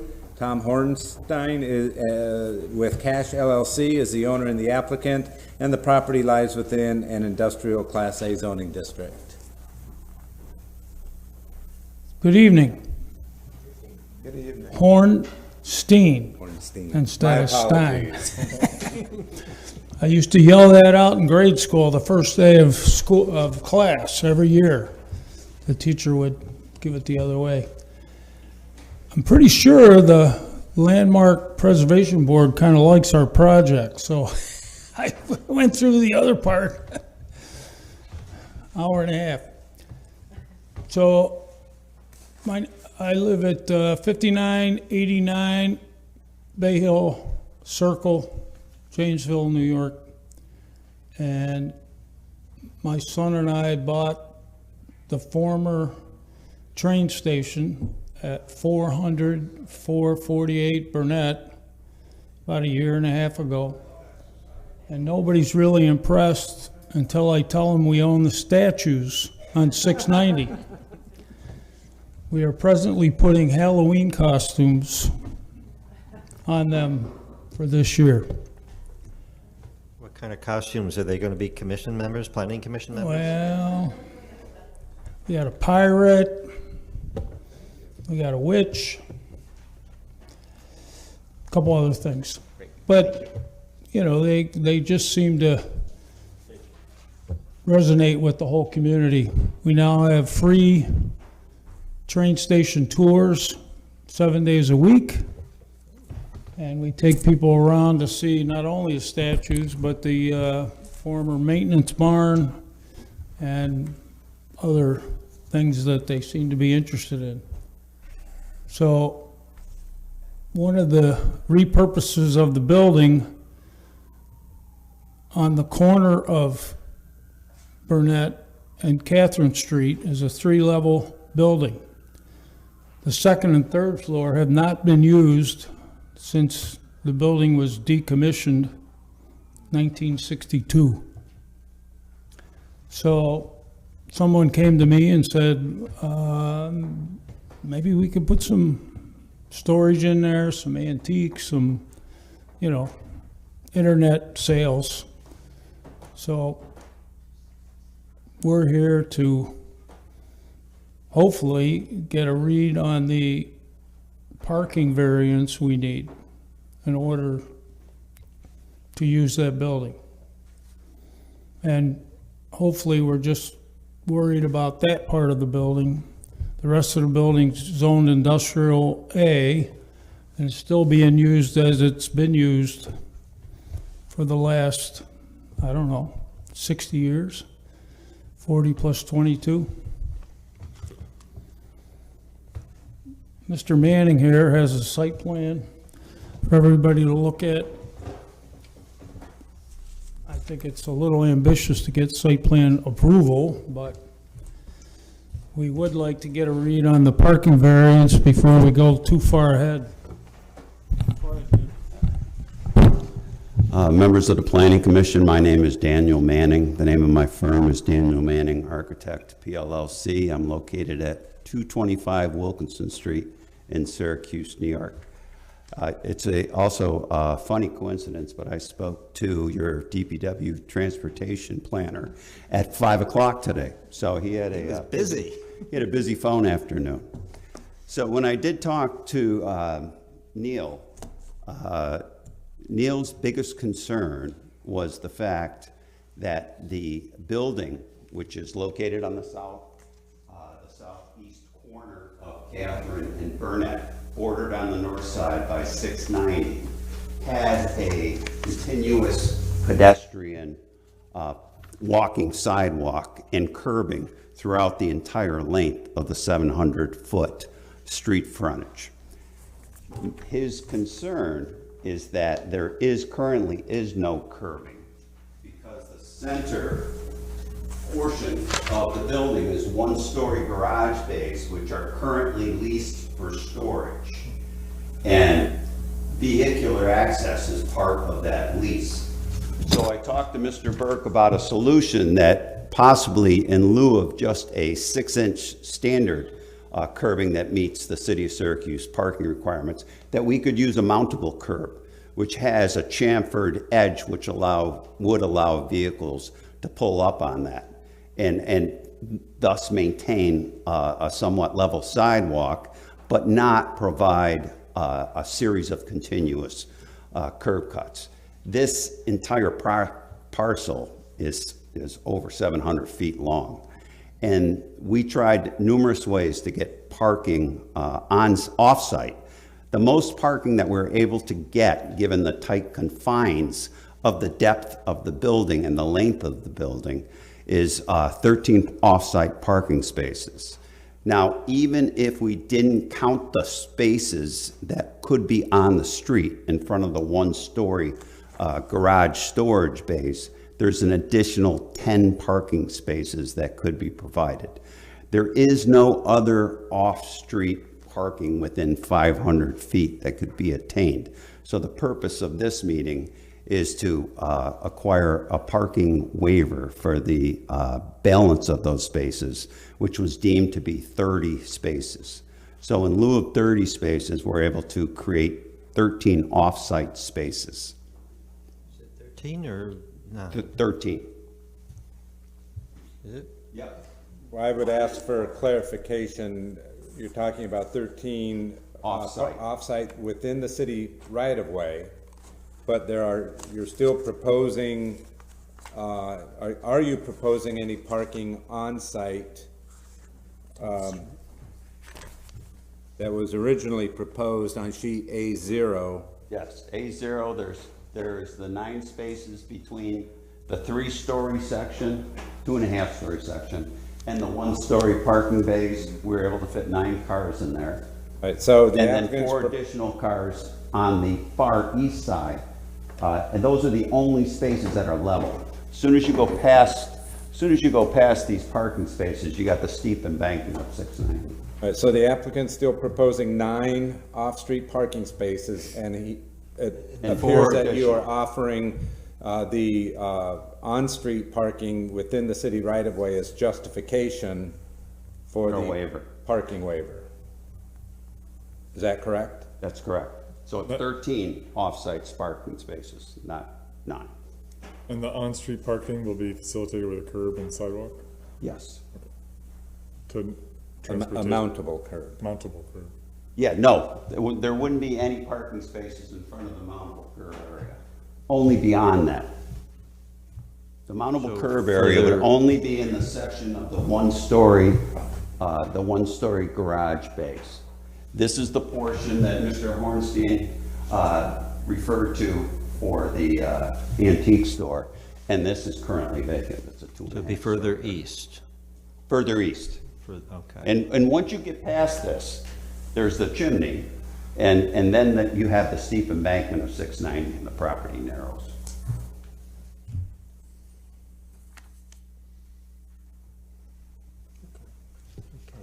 I think we may have jumped into your presentation with some questions. You may not have been finished. Okay. So. And that's basically it. Landmark Preservation has approved this, and the drawings are in and are being reviewed by the City of Syracuse Building Department. And we have no comments or concerns from either the Building Department or Fire Department on Onondaga County Plumbing. The only concerns are Mr. Burke, who I did try to get a hold of very often. But he did return my call and said that was that would pass the sniff test by doing the mountable curb.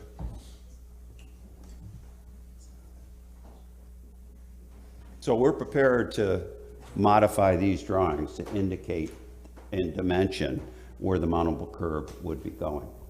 Just for clarification, you indicated the Landmark Preservation Board has reviewed this plan? Yes. And the elevations of the exterior of the corner. How did they get this plan? I submitted it. As part of? The application for the facade renovations. You guys part of referred the us project? Okay. To them. I don't believe I have seen this plan. I guess that's my. AO? That's a different one. Yeah, AO was submitted to you months and months ago.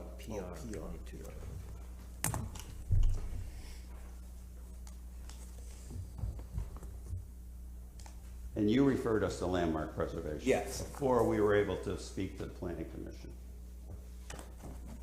That I'm in agreement with. I just am not familiar with sheet AO.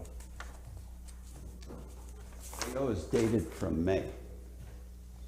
when it was sent to you. All right, the sheet AO I have was dated May 5th. That's the same one.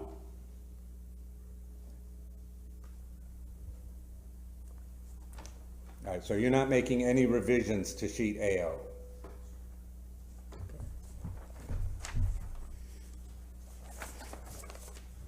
Thank you. Other questions for the applicant? Misunderstood.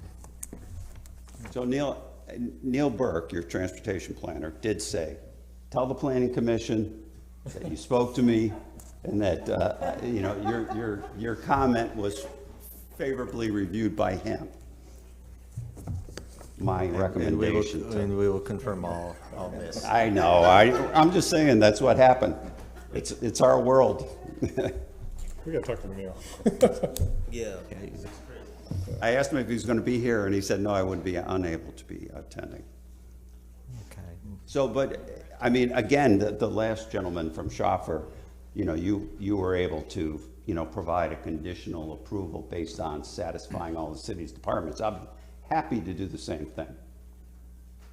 Okay, well, let's continue with the public hearing and see what that yields, and then we'll come to that decision point. So if the commission members have no further questions for the applicant, we'll ask the public if there are members who wish to speak in favor of this application. Please come forward, provide your name and address, and 2 minutes worth of your comments. Oh, well. Hello, I'm Dallas. I work for NEDA, the Northeast Holly Development Association at 101 Gertrude Street. We have been very pleased to have Tom Hornstein owning the Railway Commons building. He's been an active member of the business community and continues to act in good faith to work with the other businesses and property owners in the area who have had concerns about the property. And he's been incredibly responsive to their concerns and proactive in addressing them. So we would like to show our support for his businesses there. Thank you. Other individuals who wish to speak in favor of this application, please come forward. I see no further speakers there. Is there anyone who would like to speak in opposition to the application? Please come forward.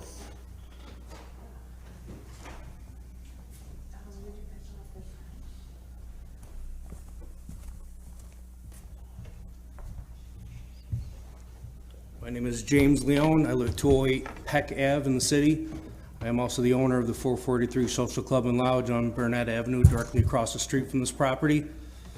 Mr. Hornstein's been a rotten neighbor and has left piles of trash on his property, which he just recently decided to clean up, which have included a trailer for sale, mattresses, appliances. So he's not a good neighbor. He's not a good business neighbor. The parking, which we're talking about, which he took upon himself to stripe diagonal parking along the city right away where there used to be horizontal on-street parking, and has caused quite a bit of congestion down there where we have multiple businesses, Bonton Glass, Freight on Lock.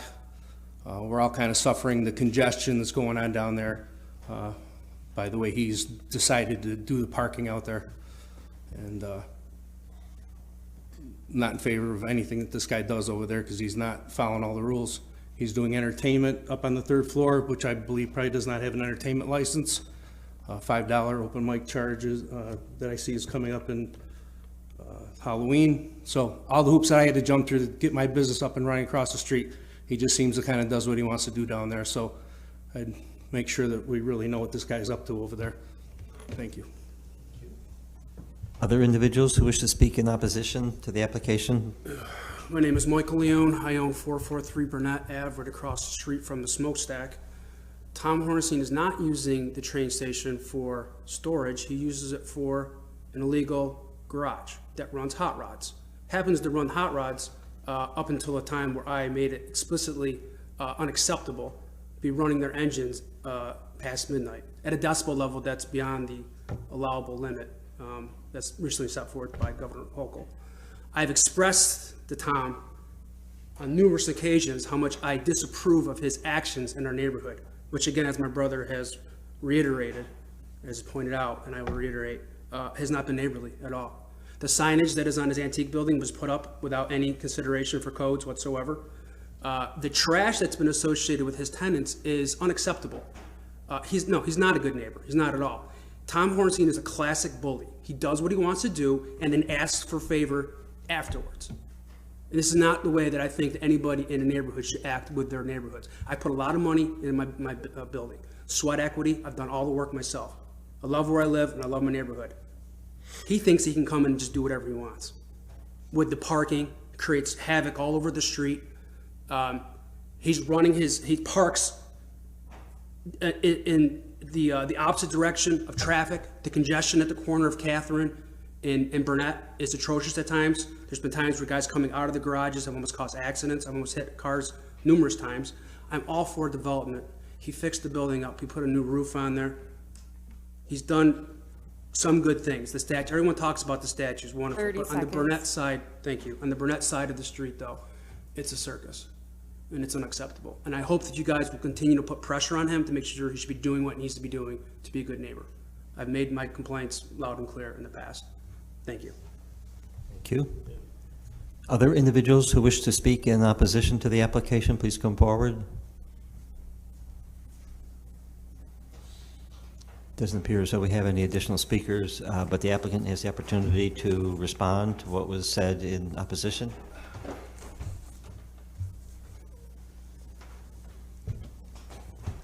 Well, as you would have it, I used to own the building he now owns. That was Mrs. O'Leary's back in the 80s. And there was plenty of parking for everyone. I think if you check with Friedenlock and Bonton Auto, they will both tell you that I've been a good neighbor with them and helping the parking. The garbage from the beginning was from the neighborhood. They kept putting the garbage on my property. And I called the, police and everything and tried to get it an enforcement issue by code or by whatever. I think if you drive by the property tomorrow, you'll see that it's squeaky clean. I can show you pictures. I think in an industrial A zone, I'm allowed to sell a trailer. I'm allowed to sell different things there on the property. So I'm trying to be a good neighbor. I think Nita will tell you that I've been supportive of them, and I'm not sure that 443 is supportive of the Nita. We also supported Lacey's fundraiser on the backside of the property on the north side. So we're trying. I put a brand new roof on the place, cost $135,000. It leaked everywhere. And eventually that property will look like Harold Commons. I think you all know Harold Commons, where the press room pub place is. My son and I rehabbed that whole building, and it's one of the better buildings, top 5 in all of Syracuse. So give me a chance. The train station will be in the top 10. Thank you. Thank you. To my colleagues, we've heard the presentation, comments for and against the application. Is there additional information that might be needed for the questions of either the staff or the applicant? Or are we in a position to close the hearing or continue the hearing? Commission members think we're in a position to close the hearing, but there was a letter delivered to staff complaining about trash. Yeah. And we've since cleaned that up. I have the pictures. That was put there by others, not by me. The gentleman has something to say, then I'll speak after. Go ahead. Mr. Hornstein Why don't you come up to the microphone, and then that'll...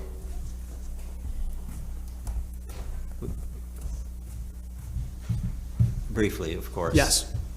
Mike Leone, 443 Burnett Ave. Tom strong-armed the tenant that was in the former smokestack. My good friend George Hall, who's a window cleaning contractor in Syracuse, blocked his entrance with a dumpster so he couldn't access his space illegally. Mr. Hornstein then removed asbestos from the facility illegally, men without respirators, any proper asbestos removal, put it into the dumpster. That asbestos fell onto Mr. Hall's desk. He then alerted the EPA. They closed the site. When that happened, that's when all the trash landed in the dumpster area. It became a complete garbage dump. That's what he's talking about. However, the business that is there right now at the smokestack has been an open air junkyard. Refrigerators, mattresses, everything else. My brother has pictures, he can show it. He just recently cleaned it up because he knows this is happening. I don't know what this guy's up to. He does this fantastic job at Harold Commons, and then he gets to my neighborhood with this building, and he turns it into a horror show. I don't get it. It's not working right. And I liked Tom. I did. He actually asked me to buy the building with him. He came down to the building, introduced himself. We talked. My business partner and I felt like we were unable to do that. Hopefully, at some point in my life, I'll have enough money to be able to do what Tom does. I'm working on it. But I do things honestly, and I make sure that I fit in the neighborhood. I don't think that he is that type of person. I think he's unscrupulous. I think he's lying. I don't think he has any intention to do anything better with the train station. I don't know what this guy's up to, and I hope you guys just please look through the smoke and see what really is going on behind the scenes here, because I don't think this guy is someone who deals in truth at all. I don't. I do. He doesn't. Thank you. Thank you. You're welcome. Pictures too, if you'd like to see.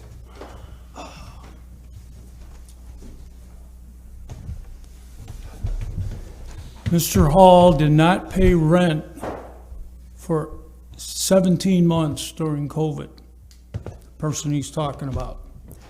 Secondly, we have a clean bill of health from the DEC. There were some problems with the asbestos, but it's all been cleaned up, and I have, the paperwork for it. So, if you do one building and it's worth whatever Harold Commons is worth, there's where you got to go back to, not what this gentleman keeps trying to make up across the street at 443 Burnett Avenue. Thank you.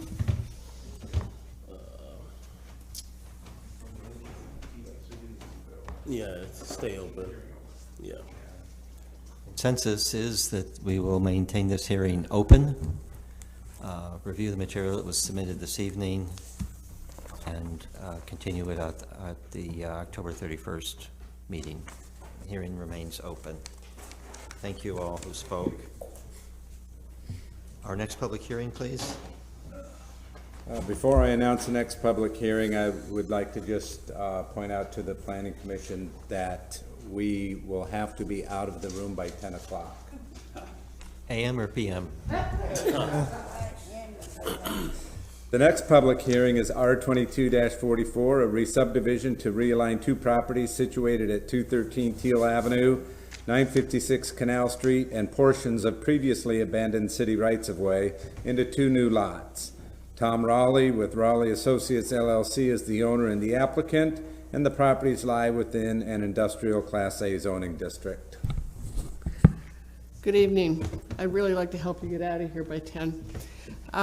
Jane Podkaminer, 3966 Kinder Lane, Jamesville. I'm here on behalf of Raleigh Associates. I believe we have a relatively simple proposal before you tonight. We went to the Planning Commission, I believe it was a year ago, for a preliminary review for some work we were planning, and became aware that there were some issues regarding the lot description, which was based on a previous subdivision and some abandoned streets, that the lot itself has been in existence for at least 50 years in its current state, and all we're asking for is a re-subdivision to bring the lot in compliance with the current City of Syracuse subdivision regulations. The only change in the lot since it was purchased, and I'll also point out that in the application, the date they acquired the property was 1982, not 1887, which needs to be corrected. But the only change to the lot since it was purchased on that date is a description or a name change of the company from the Raleigh Associates to Raleigh Associates LLC. The second change occurred, and I'm not sure of the exact date, but I believe it was 2015, when New York State took a small wedge of the property in the northeast corner for their improvements to their TLF 690 extension bridge. Other than that, the lot is identical to the same lot that it's been for 50+ years. So we're asking for your approval for the re-subdivision to rename the block in accordance with the current regulations. Thank you. Questions for the applicant? No, thank you. I'm all set, thank you. Okay, thank you. Are there individuals who would like to speak in favor of this application? Please come forward if so. Is there anyone who wishes to speak in opposition to the application? Please come forward. Might be the hour, I don't know, or a really good project. No speakers of any kind. We will close this hearing and entertain a motion for action on it. R-22-44. Motion to approve with a negative declaration. Second. I would add a comment that our absent colleague would likely make were she here tonight, and that is to the observation that the pattern on the street has already been disrupted with multiple widths along the street. So this does not do harm to that, to an existing established pattern. Further discussion? All in favor, please say aye. Aye. Aye. Those opposed, say nay. Any abstentions? The re-subdivision on TLAV R-22-44 is approved. Thank you. Thank you very much. Our next public hearing? The next public hearing is R-22-46, a re-subdivision to combine 3 properties situated at 125, 127, and 129 Elmhurst Avenue into 2 new lots. Gail Bowens and Edward Bowens II and the Greater Syracuse Property Development Corporation are the owners and the applicant, and the properties lie within a residential Class AA zoning district. Good evening. I'm Caitlin Wright, representing the Greater Syracuse Property Development Corporation at 431 East Fayette Street. That is the land bank. We currently own 125 Elmhurst. This is a property that we had actually sold a few years ago. And as you know, we put a lien on our properties when we sell them, and the buyers are required to renovate them within a year.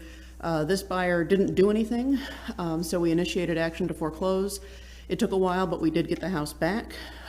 It wasn't in better condition than when we sold it the first time. It had deteriorated.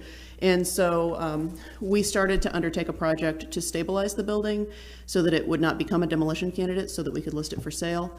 We got a permit to put a new roof on it, and then we went to pull a permit to improve the foundation because one foundation wall was collapsing. And when we pulled that permit, we had to provide a survey. We were under the impression that our property at 125 was 49.5 feet wide, and that the neighbor's property was 82.5 feet wide. That's what the tax parcels showed. And when we submitted our permit application with the survey, it was routed up to zoning for their review, and they informed us that these changes to the tax parcels never corresponded with an actual recorded re-subdivision map. So what you see here on the re-sub map shows 4 33-foot wide parcels. That's what zoning still has on record. But as far as we knew, there were only 2 tax parcels there, one 49.5 feet and one 82.5 feet. We need to keep that half of a lot that we have because our driveway is on it. And so because it's a split down the middle, we now have to involve the neighboring property, which is what led to it cascading all the way down to 133. So their lot is basically 2.5 parcels wide. Ours is 1.5 parcels wide. Theirs is one of the larger ones on this street. There's a 66-foot wide parcel on either side of us and a 66-foot wide across the street. And down at the end of the 100 block, there's a 99-foot wide parcel. So this 82.5 wouldn't be the largest property on Elmhurst, but it is rather large compared to the neighbors. That said, they have physically been configured this way for many, many years, and we're not proposing any change to the physical layout that would change the character of the neighborhood or expand the existing size of these people's yard, because it has been this way for quite some time. Thank you. Questions for the applicant? All set, thank you. Thank you. Are there individuals who would like to speak in favor of this application? If so, please come to the podium.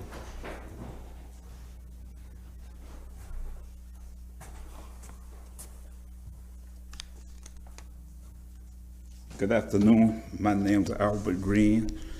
I reside at 123 Elmhurst Ave, right next door to 125. 125 is 2 feet away from my property. My house is 5 feet away from the 125 house.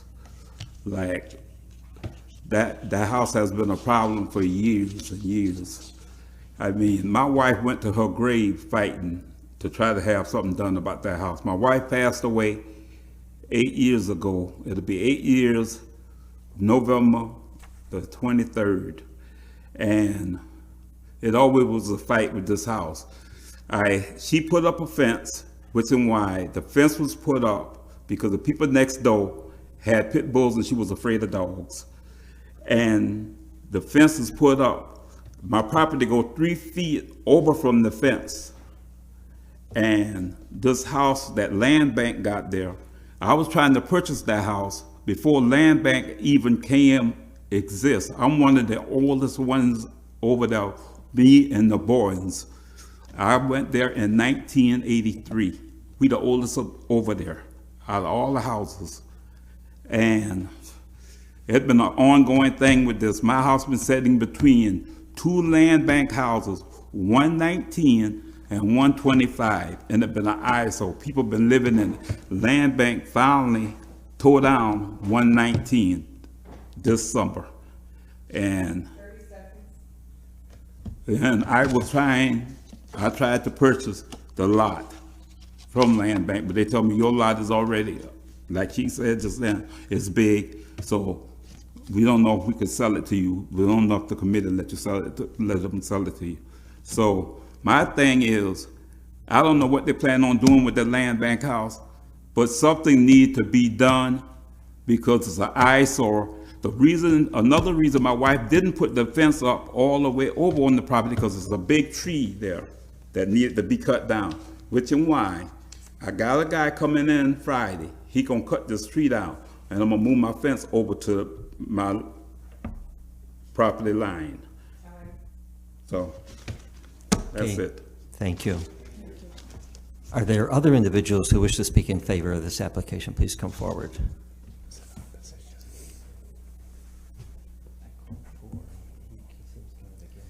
Sir, I just want to clarify. Do you know you were speaking in favor of the project? What? Because you sound like you were against it. But you just came up here and this was to speak in favor of it. Or what, the project? Yes. Land Bank, I'll try to purchase it. Wait, no. Just hear me out. Answer this question. Do you understand you were speaking in favor of this project? You sound like you were speaking against. So just clarify that. Oh, no, I'm not against it. Okay. I'm not against it. I don't care what they do with the house because I tried to purchase the house from Land Bank. Land Bank wants me to have $97,000 to show you $97,000 in order to get the house from them. They want $30,000 for the house, and they want $67,000 in the bank to remodel the house. I don't have that kind of money, so I don't care what they do with the house. I just want. You just want something to happen. Yeah, okay. I just want something to happen to the house. Message. The other house was tore down. It was an eyesore. My house sitting between 2 houses. I've been there since 1980. I'm one of the oldest ones there. Okay, message received. Thank you very much, sir. Are there, Thank you, you're all set. are there individuals who wish to speak in opposition to the application? Please come forward. I see no further speakers. Unless the commission members have further questions, I think we're in a place where we can close this public hearing. So we will do so and entertain motion on the proposed re-subdivision on Elmhurst at R-22-46. Negative declaration? Second. Discussion? All in favor, please say aye. Aye. Aye. Those opposed, say nay. Any abstentions? That re-subdivision is approved. We move to our next hearing, please. The next public hearing is our last public hearing, and that's R-22-48, a re-subdivision to combine two properties situated at 813 and 815 Butternut Street into one new lot. Poe Chit and Chris Rhodes are the owners and the applicants, and the properties lie within Business Class A and a Residential Class B1 zoning districts. Hi, good evening, Judge. My name is Poe Chit. Now I own the 870 Butternut Bottom Return Place. I be working there like almost 5 years now. My landlord doesn't fit nothing. Leak a lot of water, so they don't care. So now I try to decide that I want to make our own property for a new bottom return place, 830 and 850. So I want to combine the lot in order to have a lot of lots and not to build a new one. Okay. Yes. That's it? That's it, yeah. Okay, thank you. Yes, sir. Concise, thank you. Any questions for the applicant? No? Okay, thank you. Are there individuals who wish to speak in favor of this application? Please come forward if so.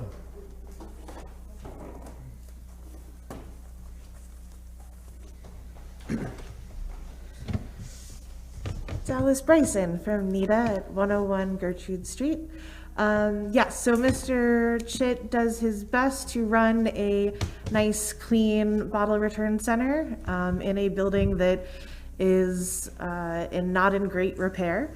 And I understand his frustration with, a landlord that doesn't fix leaky roofs and whatnot, and windows that don't have good insulation. And I talked to a lot of business owners who have, well, one day I'd like to do this or I'd like to do that. And I was very impressed with Mr. Chit when I spoke to him. And he said, and here are the plans that I've had my engineers draw up and my architects work on. And so I think he's got a great vision for what he would like to do to run a better, cleaner, brighter business there on the Butternut corridor. And I think we could use some nice new buildings. And so we support this project. Thank you. Other individuals who wish to speak in favor of this application, please come forward. Is there anyone who wishes to speak in opposition to the application? Please come forward, provide your name and address and your comments. My name is Sang Nguyen. I am the owner of the old KFC building, which is 825 Butternut. My building is adjacent to his redemption center. How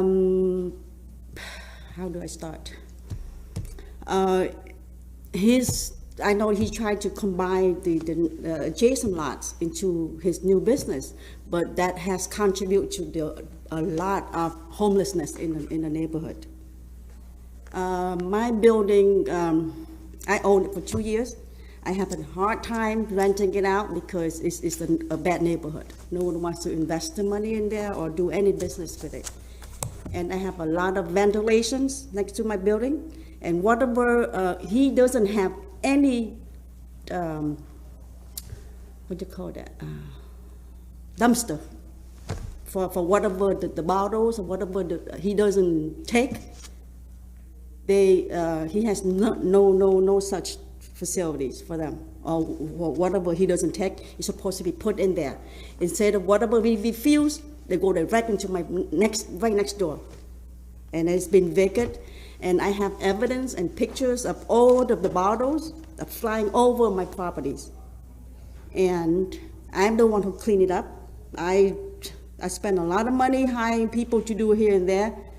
And then because of the empty building like that, people put trash, garbage, debris, construction debris, whatever it is, consider as that. And I am asking you guys not to let him build another one because it's going to be permanent. And then if the neighbors in the area and the business around knew there's a meeting right here, they would be here to speak up. Because I've been crying for the last 2 years to ask the city, the codes, and the city to involved with whatever the garbage is being come to my property. The police is not going to do anything. The code's not going to help me out. Give me a few more minutes I'm the last person here. I really need help. I'm sorry, could you please conclude your remarks? We have to finish the meeting by 10 o'clock. My remark is that I'm disagreeing with him, have him in a new business in that because all the homelessness is beyond. Thank you. Thank you. Sir, you have an opportunity. Are there other individuals who wish to speak in opposition to the application? Can I tell you something, If Jeff? not, you have an opportunity to address what you heard in So what opposition. he said, I understand. I not throw garbage on the other owner property. I know the rule, you know. I'll be here a long time too, you know. But I take care of my trash. People they come here, they throw away. I take care of my trash. I have a receipt, everything. But people throw. I don't know. Last time she come talk to me, she said I told her put a camera. Who did it? Call the car, slow down, right? That's all I can say, right? I didn't do nothing over there. You know, people, I see that. People come in the truck, they throw everything truck. You can see right now over there. I saw the other day, the people come in, they throw like all the, like a cup bowl, something like that. I saw everything too, you know. Why she brand on me, I don't understand. Yeah, not me. I do that my own business. I take care of my trash, sir. Yes. Thank you. Also, I want to make a better life because, you know, I know she said, she talking about the homeless, blah, blah. She not bring the homeless, you know. They have their own life, right? You know. Also, I want to make a people better life. Also, why I make a new business, I want to create a lot of job too, you know. Also, the one I run walking, the Buddhist not weird because she noticed. Yeah, she stopped by, I saw her every day. Also, that's why I make a new one over there and make a business, make a good neighborhood, you know. Yes, sir. Thank you. Thank you very much. Thank you. But he paid people to dump in there. Unless you So say that, the hearing is over. Thank you both. We'll close this public hearing, and if there is a motion to act upon this, we can entertain that now. If more time is needed for further study or more information, we can defer. I just wanted to point out that this is for the re-subdivision, and that if and when the applicant is ready to locate a business there, that he would require a special permit, and Right, all we of have your to go complaints through- would actually be And there'll be a whole more new relevant to that public at that hearing. time. Yeah. Thank you. Is there going to be another hearing? Yes, there'll be another hearing, yep. I'll make sure I have petitions. Right. And then those, And your then concerns would be people in more that pertinent area with that is one. informed. Because the problem is that the people who there, the vendors, they don't, they're not no notification like me. Right, yeah, we're aware That's of another that, problem yep. right there. Yep. But the only tenants they don't know what's going on. Which is true. But only the owners have for me, myself, I own it. That's why I get within 400 feet. Yes, right? you get informed to be here. So I've been talking to tenants, people around, they said yes, but then I get them the last notice. Okay. They didn't know. Okay, thank you. Because the homelessness has a lot to do with the redemption. Whatever they bring in, they walk in there. We have to reserve the rest of the time because the hearing is over. The board will have an opportunity to have him come back at the next hearing when he goes to get a permit to open a business. So this is just a re-subdivision. So you can vote on that tonight, you can hold it, but these comments will be presented at the the next Yes. opportunity. Right, thank you. You wanna do? Is there a motion for action on this one? R-22-48. Move approval with a negative declaration. Discussion? All in favor, please say aye. Aye. Opposed, say nay. Any abstentions? R-22-48 is approved. Brings us to the close of our public hearings, but not the end of our business for tonight. We have a few new business items that can be presented comprehensively. The next item is a 3-mile limit subdivision review from the town of Clay, 3S22-13, for the Crossroads Commons subdivision to divide one property situated at 4705 to 4713 Crossroads Park Drive into 2 new lots. The town of Clay approved the re-subdivision on July 13 of this year. The subdivision has been reviewed by the City of Syracuse Department of Engineering. Those were the magic words. The engineering office has signed off on this. Yes. Any questions for staff on this 3-mile limit case? Is there a motion? Move approval. Second.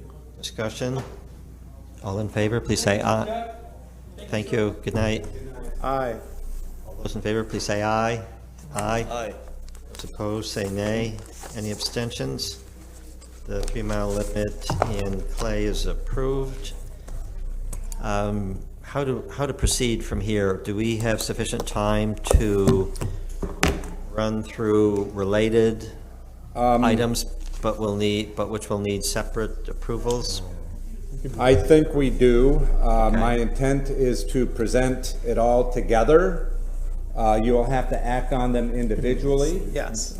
The applicant is here to answer any questions, but the next 12, I believe, Right. are a series of site plan reviews submitted by Syracuse University and JMA Wireless to install numerous CBRS antennas on multiple sites throughout the SUPID as part of an effort to establish a private and secure cellular network within the PID to be used by students and staff.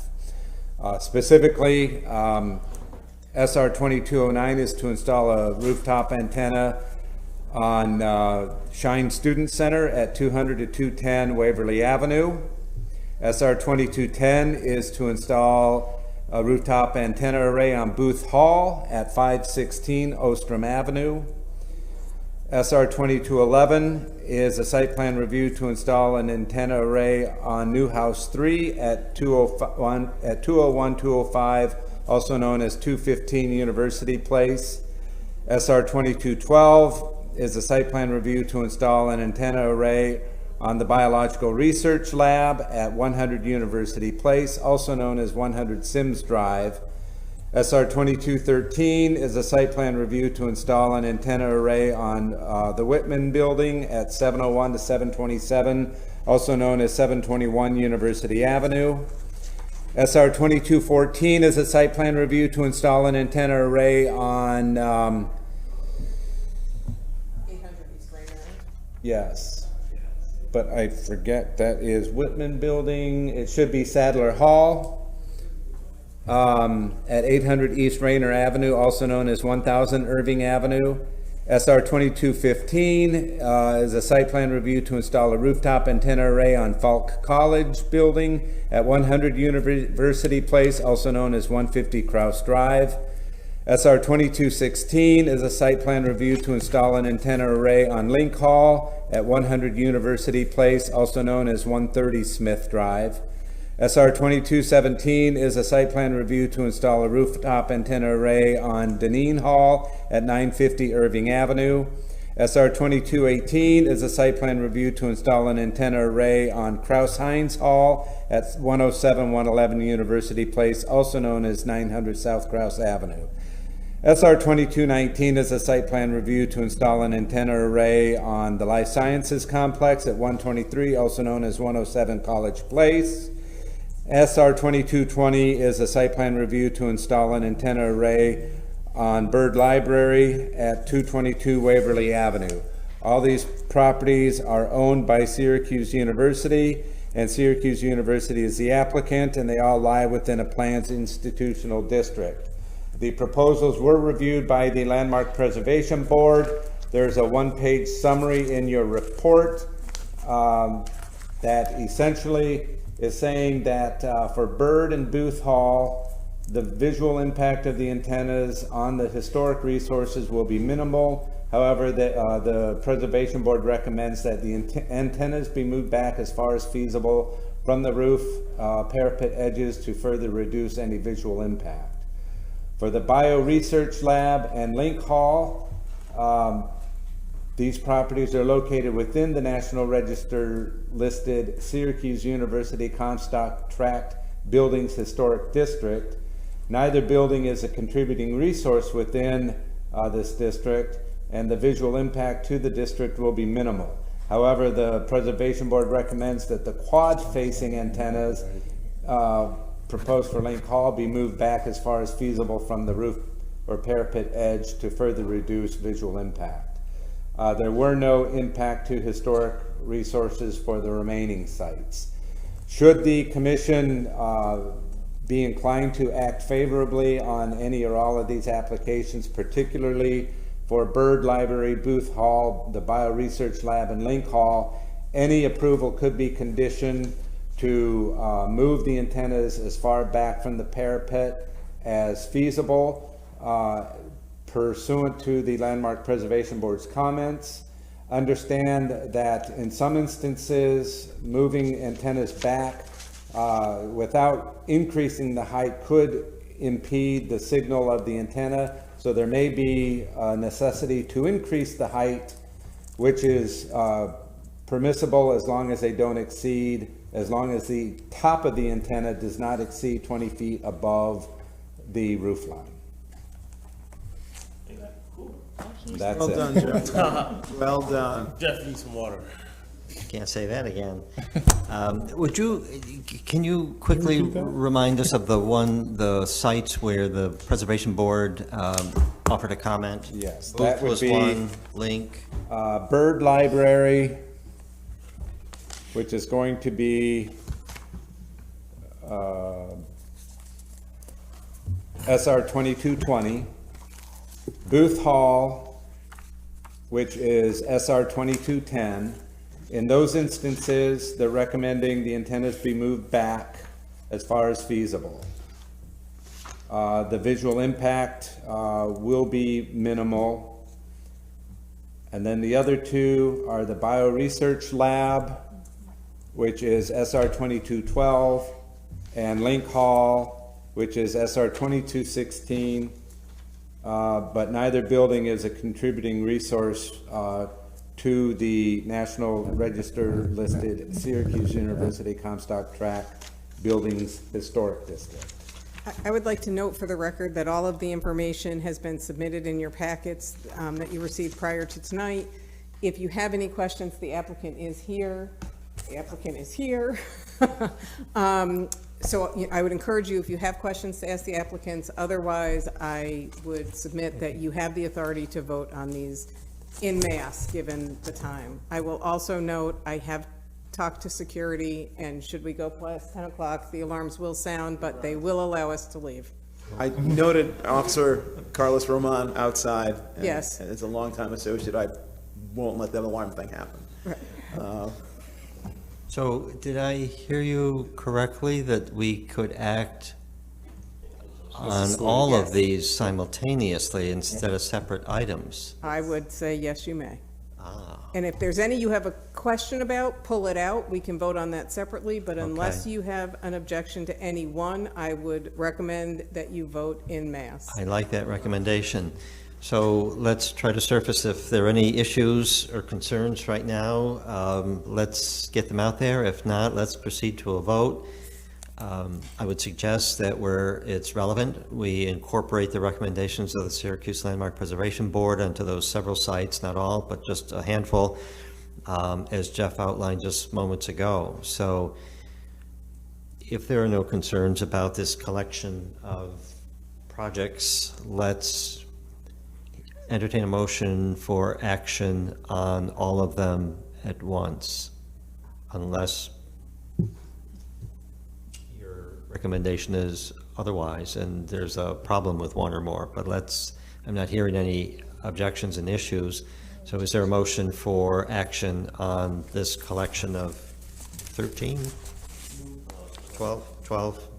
Move approval of the negative declaration, noting for the record, we've had extensive experience with placing wireless antenna in institutions of educational learning like Lemoyne, like SU, noting that this is going to be all done by the same company and installers, just asking that the applicant to keep in mind the Landmark Preservation Board's comments regarding Bird Library and Booth Hall.